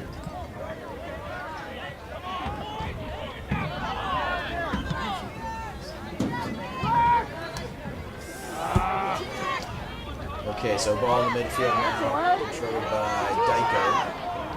Dyko's got it in the middle of Casson, setting it up to Easterling. Easterling turns and loses it to a Prepper defender. Jared Bell picks it off. Coming up the far sideline now. The U.S. people have seen this many, many times as Taylor plays the ball back, and Gerbrick's going to kick it out of bounds, but you know, University School gets pretty excited as the ball's played down the far sideline to Ryder Bell. Sure. You know, they've seen what we've seen with Branch. He's their Daniel Branch. Yeah. Nice play by Casson stepping through. Now the pressure by Branch up top. Battle by Casson. Casson's won a lot of 50-50 balls today, as that ball is going to be controlled by the Preppers, and they're going to get down the far sideline. It's going to be Seda trying to get forward. And now it's Taylor holding him off, and it's going to be a throw-in for Revere. Taylor will take the throw quickly as we're down to 15 minutes to play, and the Preppers willing to play the ball out of bounds. Allen's going to move up, and Gillette going to come back in the game. He's going to take Branch out, give Branch a 2-minute break here, get the youngster back in the game as quickly as you can. Shandor Jacob pleading with him to get him a goal. You know, so I don't know how you teach somebody to get a goal, but Gillette is going to be after every ball, you know, here in the last 15 minutes of the game, or as long as he's in. Now it's going to be Seda forward. He's got Balasia. They get the ball to Jared Bell. Jared Bell in the middle of the field. He's going to try and thread the needle to Ryder, and it's intercepted by Taylor. Back the other way for the Minutemen. It's now going to be Blake Easterling down the near side. Easterling on the run. 3-on-4. He's got Marich on the outside. And then nice play by the U.S. defender there. And the ball's going to be picked up by Balasia. Jared Bell to Taylor, controlled there. Taylor take a touch. And that's going to be a shot. It's a shot by. It's a shot by Taylor, fielded From by midfield. Wilhelm. Now by from his own 40. So if Taylor doesn't get to play offense, he's going to try offense from the defense position. I like that. And that ball's going to be played out of bounds by Wilhelm, and they've got. So Branch got his rest. He's coming back in the He's game. gonna give Marich He's going to his give rest. Marich a blow. Marich looks slow to me. I'm sorry. He looks like his leg's hurting him. And it looks like he's limping, and I just think he should stay out. He just doesn't seem to have it. You can tell. Put in King. That's my opinion. So it'll be interesting to see if the Minutemen can do anything here. 3-on-5 with Easterling in the ball in the middle of the field. He's going to try and get it out to Branch, and battled for and controlled by Easterling. Easterling's going to go forward. He's going to take this ball to the end line. He's guarded by Adams. He's going to cross, and that ball's going to go out of bounds off of U.S. Robinson comes sprinting running across the field to throw it in. You can see how fast Robinson is when he runs. You can see that he's one of the top sprinters in the state as he makes that run across. Here you go. Now it's Gerbrick back by Taylor himself. moving up. Taylor all the way up. Sternesti back. This ball's going to be close in the box. It's right on target for Wilhelm. And it's going to be Casson with 13 minutes. 13 minutes left. It's a tie. Ties the game 1-1 Okay. on the throw-in by Robinson and Now hit listen. by Casson. Now listen. This is where the composure comes in, okay? The energy clearly is going to change on this play. 13 minutes left. Clearly, Revere's going to get a lift out of this. The question is, can they continue with this and score another goal to finish off this game? I think Brandon Taylor moving forward on that play, being aggressive on it. So, Mark, last night, when our Olympic young man was giving us a talk, he said, I rarely ever... As Here comes. Balancia comes forward, and he's going to try and get a shot off, and the ball's taken away. Sorry to interrupt. No, but the point being, Mr. Schlatter told us that he rarely ever regretted being aggressive, and Brandon Taylor's being aggressive on offense, and I think that's what they got to do to win this game. Absolutely. I hate to, pull him out of the defensive position, but I think you got to take your chances and hope Sternesti can hold off the Bell brothers and let Brandon try to get a shot off to win the game. So now it's going to be Adams trying to get the ball over the head to Bell, and it's going to be they're going to call a foul on Sternesti there, and so now it's going to be no foul. They're going to get a throw in for Robinson on the far side. So after 17 shots for the Minutemen, they're finally able to hit one home. Now it's Adams in the middle of the field. Casson just taking players out. They've got to step on Adams here. Player down. He did it again, though. He did it again, right? U.S. is charging the ball at the goal. The Minutemen are back, and then the referee's going to stop action. Did they lose possession on that play? No. No, but I hope they're not going to give them the free kick up here. No, I don't. Yeah, that's an interesting call. I think they might have to give him the free kick back where the player fell. Is that? I'm hoping that they're going to give him a free kick somewhere. So what? The kid gets up and they just let him go? What's that all about? So now it's the Minutemen. That's a terrible The game play. tied. So the boy falls down. 56. They're going to talk about this. And they're going to here. give him a Now, free I kick. think this is going to be a kick that Revere's going to play back to U.S. And then U.S. will get to play. All right. Now that seems fair and reasonable. Let Revere kick it to a U.S. player. Because if one of their players goes down with an injury, it shouldn't be penalized Revere. That's just not right. Nope. Yeah, Casson's talking. Shondor's yelling. He's asking for an explanation.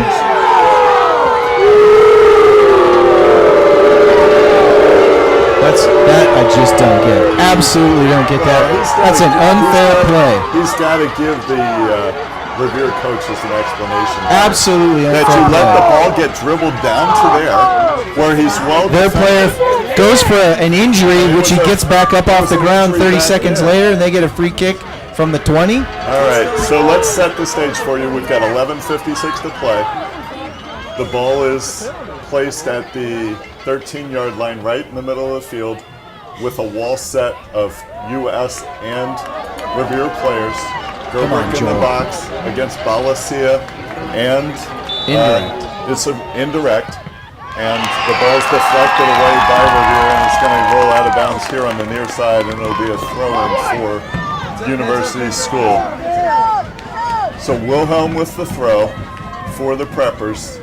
You've got Bellacia, Bell, DeSalvo down inside. And it'll be Kirkendall clearing this ball back to Weisbrine. Now it's going to be out the far side, and it's going to go out of bounds off of Seda for U.S. So it'll be Robinson with a throw with 11:21 remaining. The game tied at 1, and the Minutemen trying to... it looks like there's a lot more emotion on both sides. It looks like it's really awakened the offensive troops of University School, which we didn't see much of the second half. Easterling's taken down there hard. Hustle up, boys. By Wilhelm, and now they're going to get the first part of the game against Wilhelm here. And Easterling was taken down pretty hard there. It looked like it was almost a 50-50 ball, and both players going for it. Pretty tough. What do you say here? I think Brandon's going at the frame here. Oh, Brandon's got a kick from the 36-yard line at the free kick. I think he's going right at the frame here. All this scrum on the side is a decoy. He's going right at the game. He hooks it in. Ball to Branch's ball. Branch's foot. He can't hit it home. Dyko hits it. Branch hits it. Gillette, Dyko, and Branch all had point-blank shots on Wilhelm, all deflected away by the U.S. defenders. And we did it again. Now with 20 shots against 7 for the U.S. Ball is going down in the goal area by Robinson. Right on Dyko's head. Dyko to Sample. Sample to a backwards kick by Casson across the end line. That's your favorite, right, John? I don't like those bicycle kicks. I don't want to be on the field holding the neck. Yeah, Picorni doesn't like it because he got one in the face. That's Michael Dickley at Copley who took one to the face too. It's just a really dangerous play as this ball is going to be controlled by Casson. The juniors had a great game today controlling balls at the middle of the field. And it's his kind of game, physical game where they allow them to play. Daniel gets down along the end line. He's got Casson again, just out of reach. Casson tripped. Look at Sternesti, though. John has really gained his advantage against Bell here the second half. He's done a great job. His confidence growing every touch against the talented kid. Some of it just may be experience. That's what happens when you're a younger player versus a little bit older player. So 9:30 to play. The ball at the 20-yard line. It's going to be a throw-in for Robinson. Watching out for Gillette, who scored 2 key goals. He scored the second goal the last 2 games. So it's Dyko's header into the box. Ooh, nice play by Wilhelm. Saved the ball from going out of bounds. It might have been a corner kick for Revere. As we're down to 9 minutes to play in regional finals, everything that you thought it would be, tied at 1, and U.S. getting on the board early as the bells combined. And the referee really allowing players to play. I thought, I like when there's a head ball that it's a 50-50 ball and you draw a straight line up. So Kirkendall with the throw at midfield, trying to play the ball to Branch. Branch has it taken away there. Now it's going to be Sample in the middle of the field. Chase getting forward. He's got Dyko on the far side. Can Dyko get an opportunity here? Nolan, we haven't seen get untracked here. He's going to lay it off to Robinson. Robinson to Sample. Robinson will come inside and play the ball out the near side to Branch, and it's going to be too far. So we've talked about it. Dyko's just got to think more aggressively.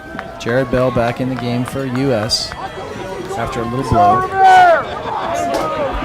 Got about 8 minutes left.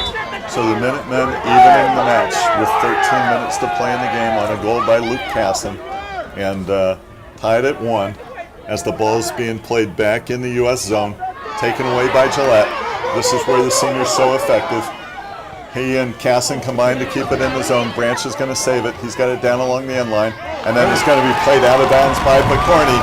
And by Daniel to induce a corner kick there. We got 7:37 for the Minutemen. This is our opportunity. So the 5th corner kick of the match for the Minutemen. Look at U.S. Listen, I think you got to bring Brandon Taylor up here. Look, Dude, you need to leave you're Brandon trying to Taylor win. right where you are. Right? No, think man. about it. If this ball's played out, he can come up and get a shot off. If if Bell or Balasia get forward here and you've got nobody back. Corner kick. So Balasia will try and play it out the far side. Sternesti will let it go out of bounds, and it's going to be a throw-in for Revere. Got to be more aggressive, Mark. Got to be more aggressive. Good throw by Robinson into the box. Oh, foul. Oh, Cassie with the ball.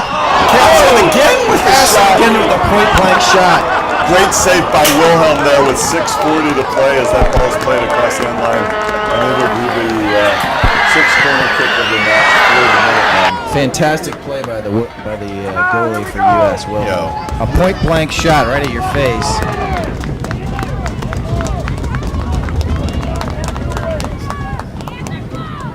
So Easterling's ball put on Sample's head. Now it's going to be Casson again. He gets another shot off. He could have been a handball in the box as Casson got another shot off. And then the shot sent over the post by the Minutemen. 6 minutes left. 6 to play. And it's going to be a goal kick for Wilhelm and U.S. U.S. trying to hold off the Minutemen. The Minutemen trying to hold off a counter by the U.S. team here. And the Minutemen really just taking control of this game and outshooting the Peppers 25-7 now.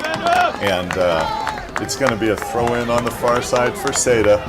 U.S. will have the ball with 5:30 to play on the far side, and he's going to leave the throw for the captain, Peter Delaney. Delaney will take the throw. Casson's had a great game. He's had probably 8 or 9 opportunities of shots. Now it's going to be Bell at the middle of the field. This is where he's really tough. He's willing to dribble the ball through defenders. Nice hustle there by Gillette to get back and stop that. Now it's going to be a foul. Wow, no foul at midfield against Casson, and that ball's going to be played into the box. I would like to see Blake take his time a little bit on that ball. Yeah, ball played into the box, picked up by Wilhelm. Maybe a little bit of nerves out there right now. Both teams, I would think. Yeah, I mean, I think that heart rate starts going a little bit. You know, when you're in this situation. Merritt's up now, and I think he's going to come back in for Gillette. Jared Bell gets the ball at his foot. He's taken on by Sample, kicked away by Sternesti, and a bad foul back here against Jared Bell as Sternesti's down with 4:38. Hard play on Sternesti. Oh.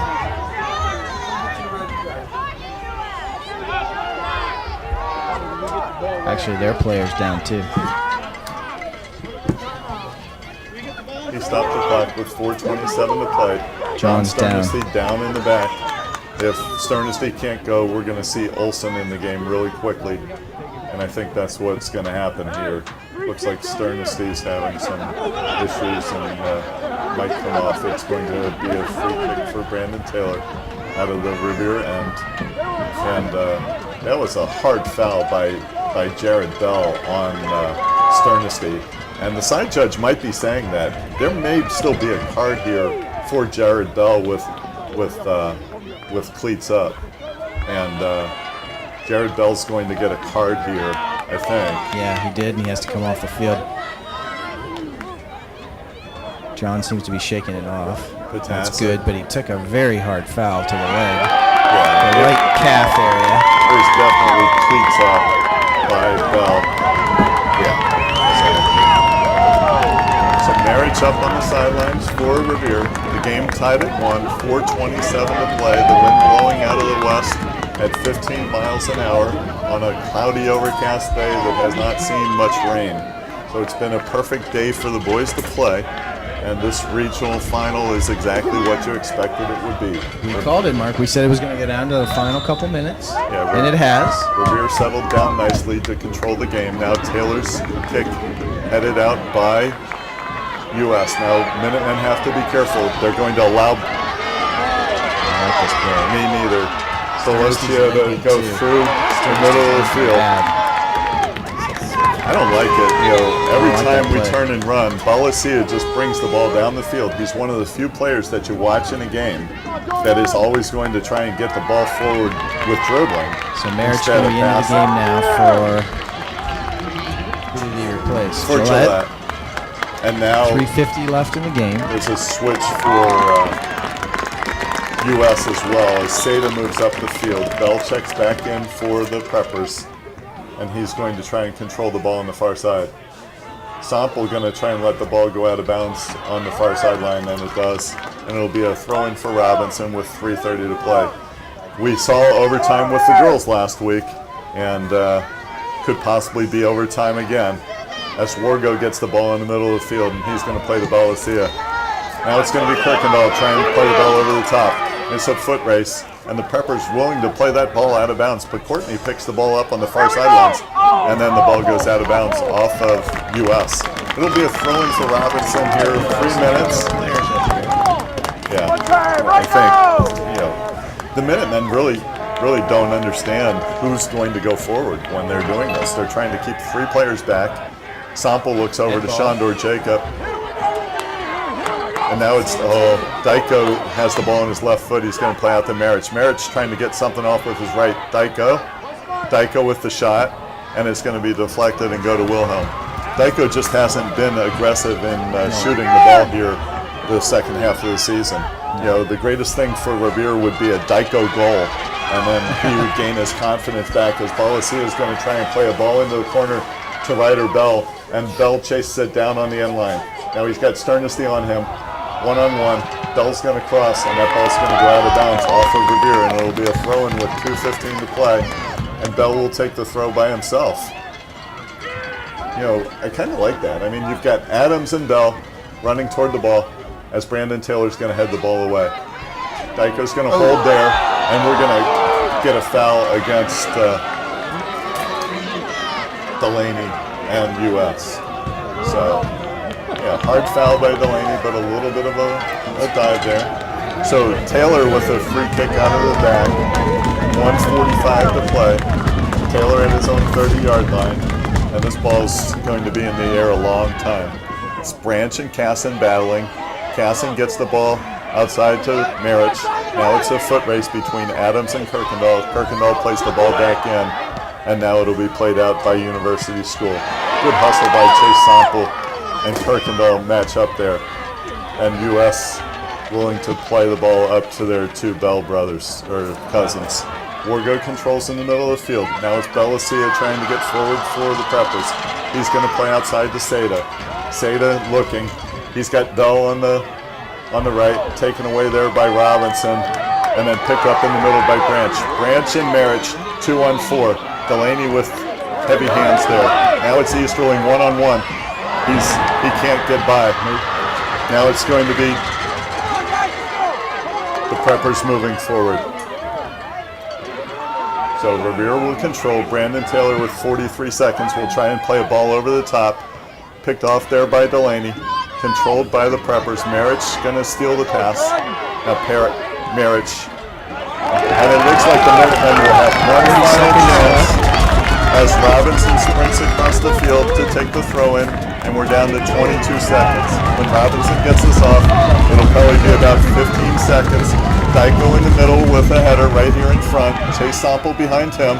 And the ball comes down through the box and picked off by Wilhelm. And that should probably be the end of the regular period here, as Belasia is going to get one final shot off, and time will run out as the Minutemen tie the score to send the game into overtime. So here on a regional final, it's everything that you expected. 0-0 tie. So let me set this for you. We'll have a 5-minute timeout. Both teams will take their time, figure out what's going on, and then we'll play a 15-minute overtime. First goal wins, sudden death. Should there be no score in the first overtime, we'll take another 5-minute break, play another 15-minute overtime, and should there not be a goal scored, then we'll go to PKs. So there's something going on in the middle of the field between Ryder Bell and Daniel Branch. I have no idea, but both coaches coming out to talk, all the referees trying to get things settled down. And Delaney not happy. Delaney yelling at Branch, and Branch standing up to the captain of US over there. Now the referees will try and get everything pulled back together. Gerbrick Sample and Taylor, the captains for the Minutemen, going out for the coin toss. And I don't know that the kickoff really means that much who wins. If I had a preference, I'd rather go right to left on your radio dial, just because we were doing good that way. I would do the same, and then I'd like to have the ball first too. So I don't think we're going to have both, but I'd like to have one or the other. You know what's interesting? There's actually little kids in the stands who have players' jerseys. I love that. Yeah, there's a Sternesty jersey, there's a Taylor jersey, and there's an Easterling jersey. Little kids. I love that. You know, the Revere booster mothers were selling some jerseys a little while back, but there's, little 6-year-olds wearing Sternesty and Taylor jerseys. I love that.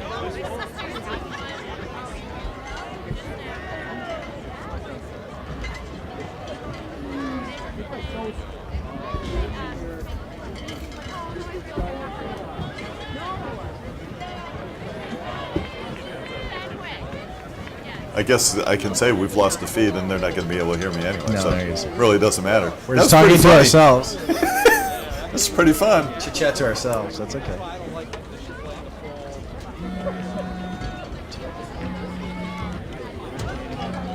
I just got invited to have a steak.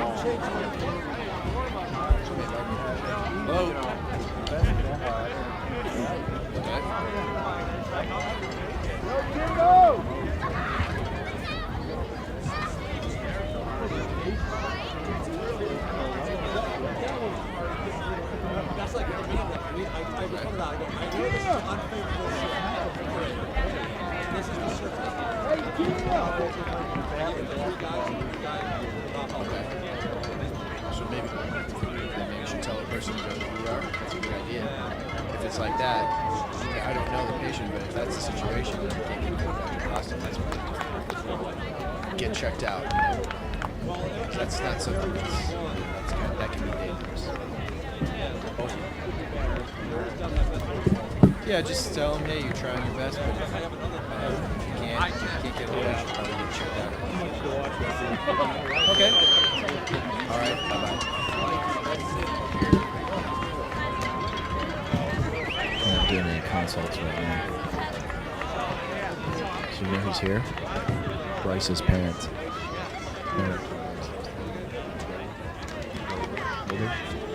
His parents are here. Yeah. Just so you know. So if we've got the feedback, we're down to a minute before overtime starts. They're going to put 15 minutes on the clock. It looks like U.S. will defend the goal on our right, and the Minutemen will defend the goal on the left. And the U.S. fans cheer their players back on the field as Shandor Jacob gives last-minute instructions to the Minutemen. Should be a great overtime, and everything that we've seen and done the whole game should take place here in the overtime as well. The Minutemen will control the midfield area. They will have plenty of opportunities, and the question is whether they can hit a shot home.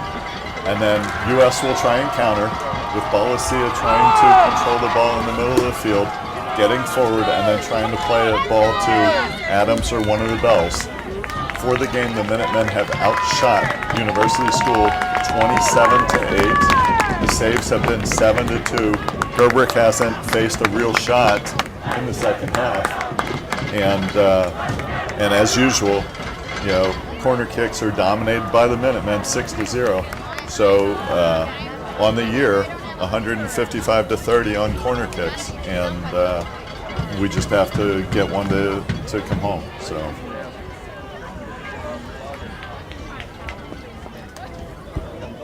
Wilhelm takes his place in the goal. The Preppers take their spot up front. Balasia in the middle of the field, along with Wargo.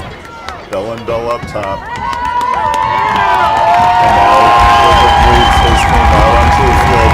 It's Gerbrick, Sample, Sternesty, Masson, Taylor, Kirkendall, Branch Marich, Robinson, Dyko, and Easterling.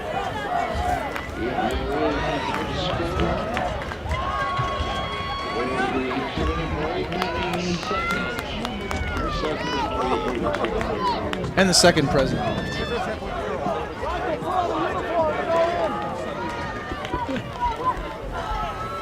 Feed's not back on. It's not.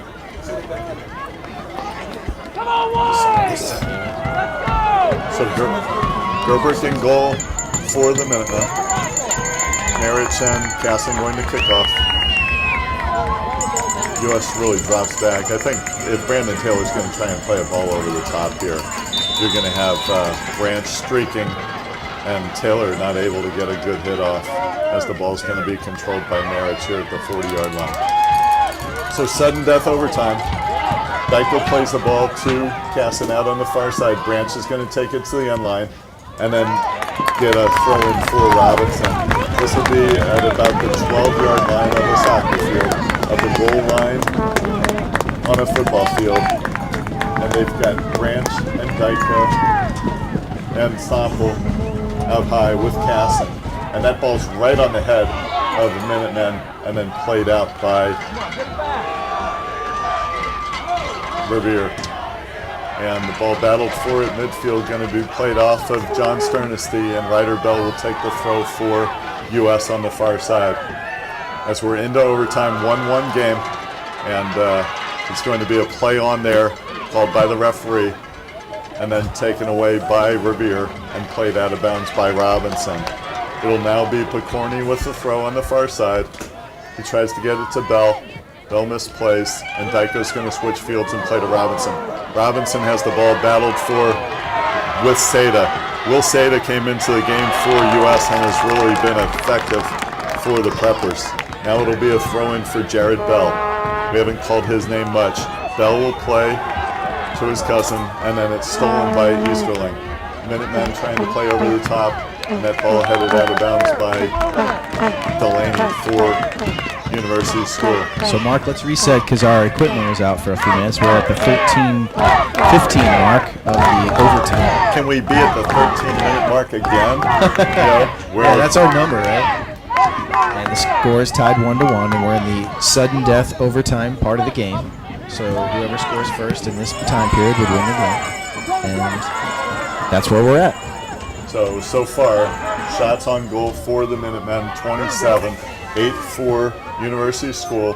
Corner kicks, 6 for the Minutemen, 0 for University School.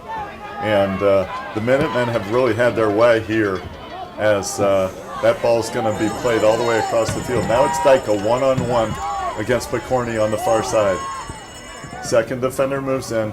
Dyko plays the ball back to Kirkendall. Kirkendall's going to cross, and it's going to be out of the reach. It's going to come down to Easterling's foot. Easterling's got a shot. Easterling's shot on goal, saved by Wilhelm.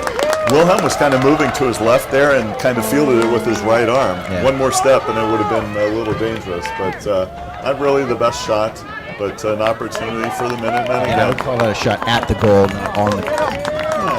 Yeah. So Brian Gillette in for Branch already, and Shandor Jacob going to rotate, like Steve Olson was talking about.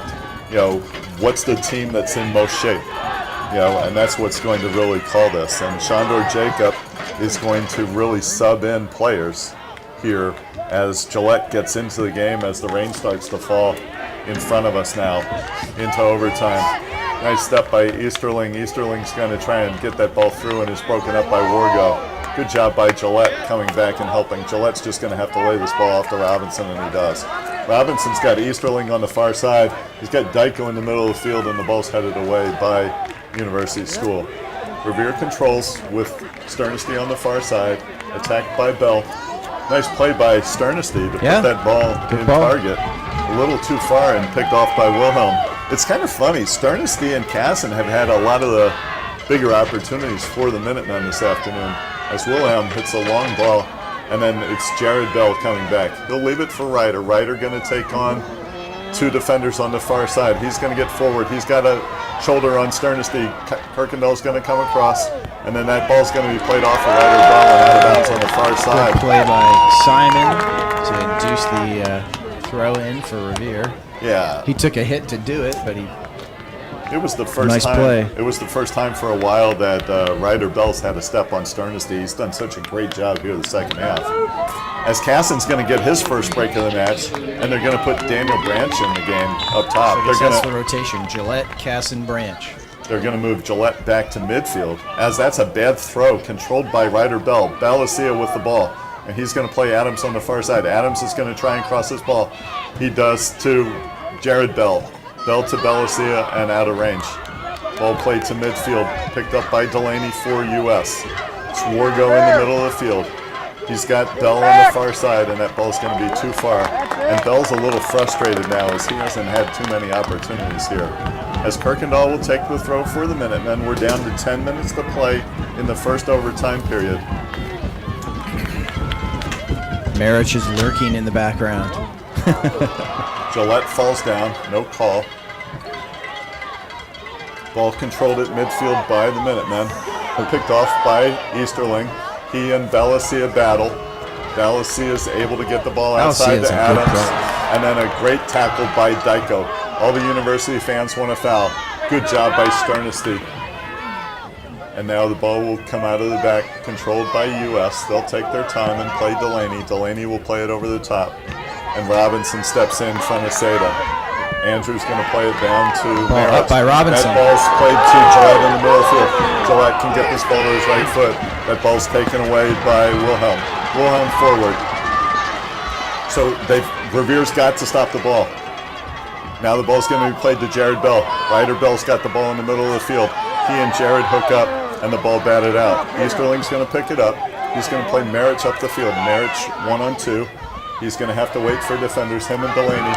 Now you got Marich's Branch. ball to Branch. Branch going for the player instead of the ball. And Daniel was inside of him and might have had an opportunity as that ball's played by Seda and then picked off by Robinson. Controlled by Wargo in the middle of the field. Wargo turns. He's got two defenders on him, and it's going to be a foul on Marich. And it's going to be a free kick for Delaney and U.S. as we hit the 8-minute mark here. Kick it quickly. Yeah. Delaney plays quickly to Balasia. Bell quickly outside to Adams. Adams going down the far side, taken away by Kirkendall. Jared Bell out on the far side against Kirkendall, and it's going to go out of bounds off of U.S. Jared Bell not real happy with the officiating here today as Casson comes back into the game for the Minutemen. He's going to take Gillette out. So we're at the 7:40 minute mark. 7:40 left in the first overtime. So now it's Dyko, has a step. Dyko's going to try and take the ball down the far side against Picorni. He beats him. Now he's going to cut inside. This is what we've seen by Dyko early in the year as Dyko's cross was to Marich. Yeah, I like Nolan being aggressive there. That's the first time we've seen Dyko do that in the last 5 games.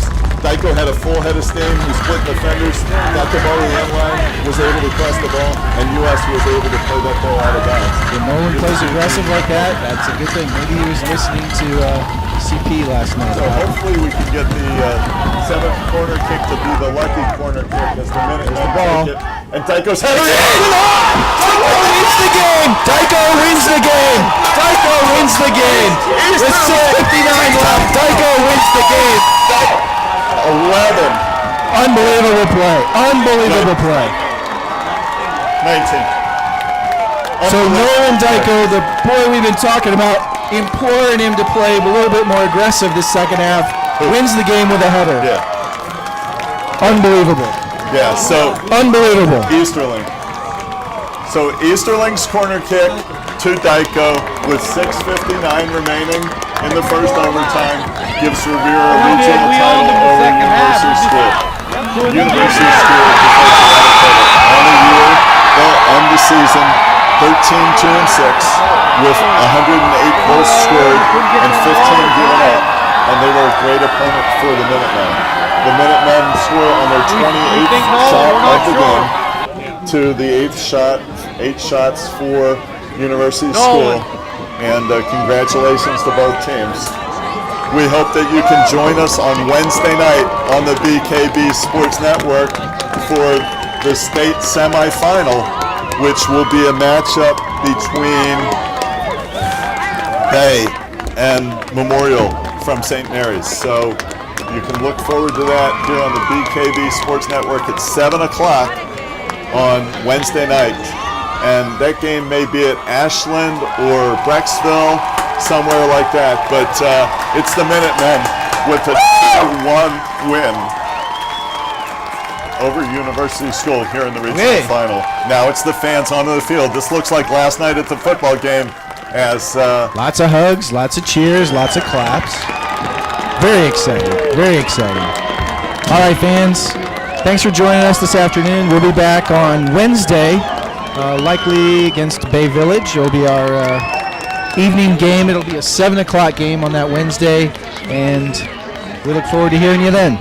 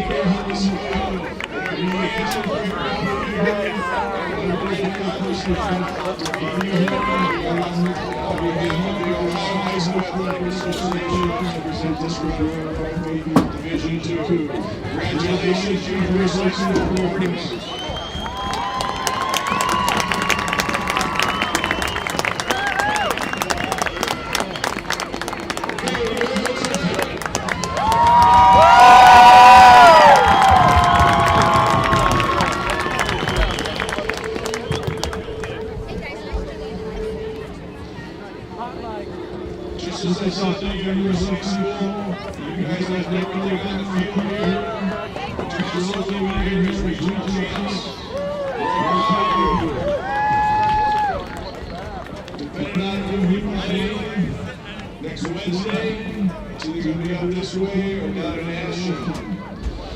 Wherever you go, just like you did today in Blackwood class, you represent your school, community, and you really deserve the number one ranking that you're doing this week.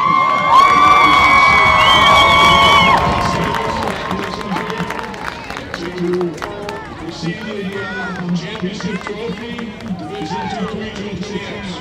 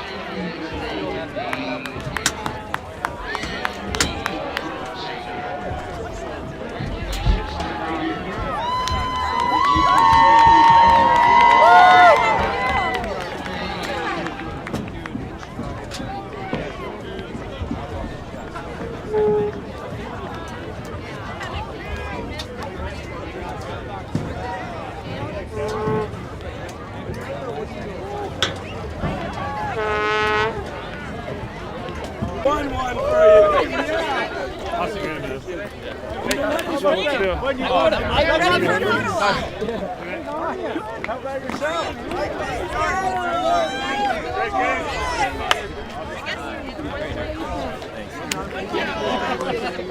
Nice job, Brian. Yes, what's up?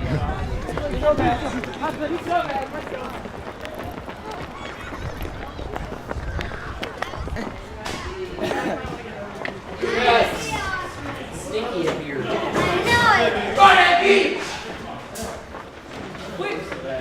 Good job, Jake. We won!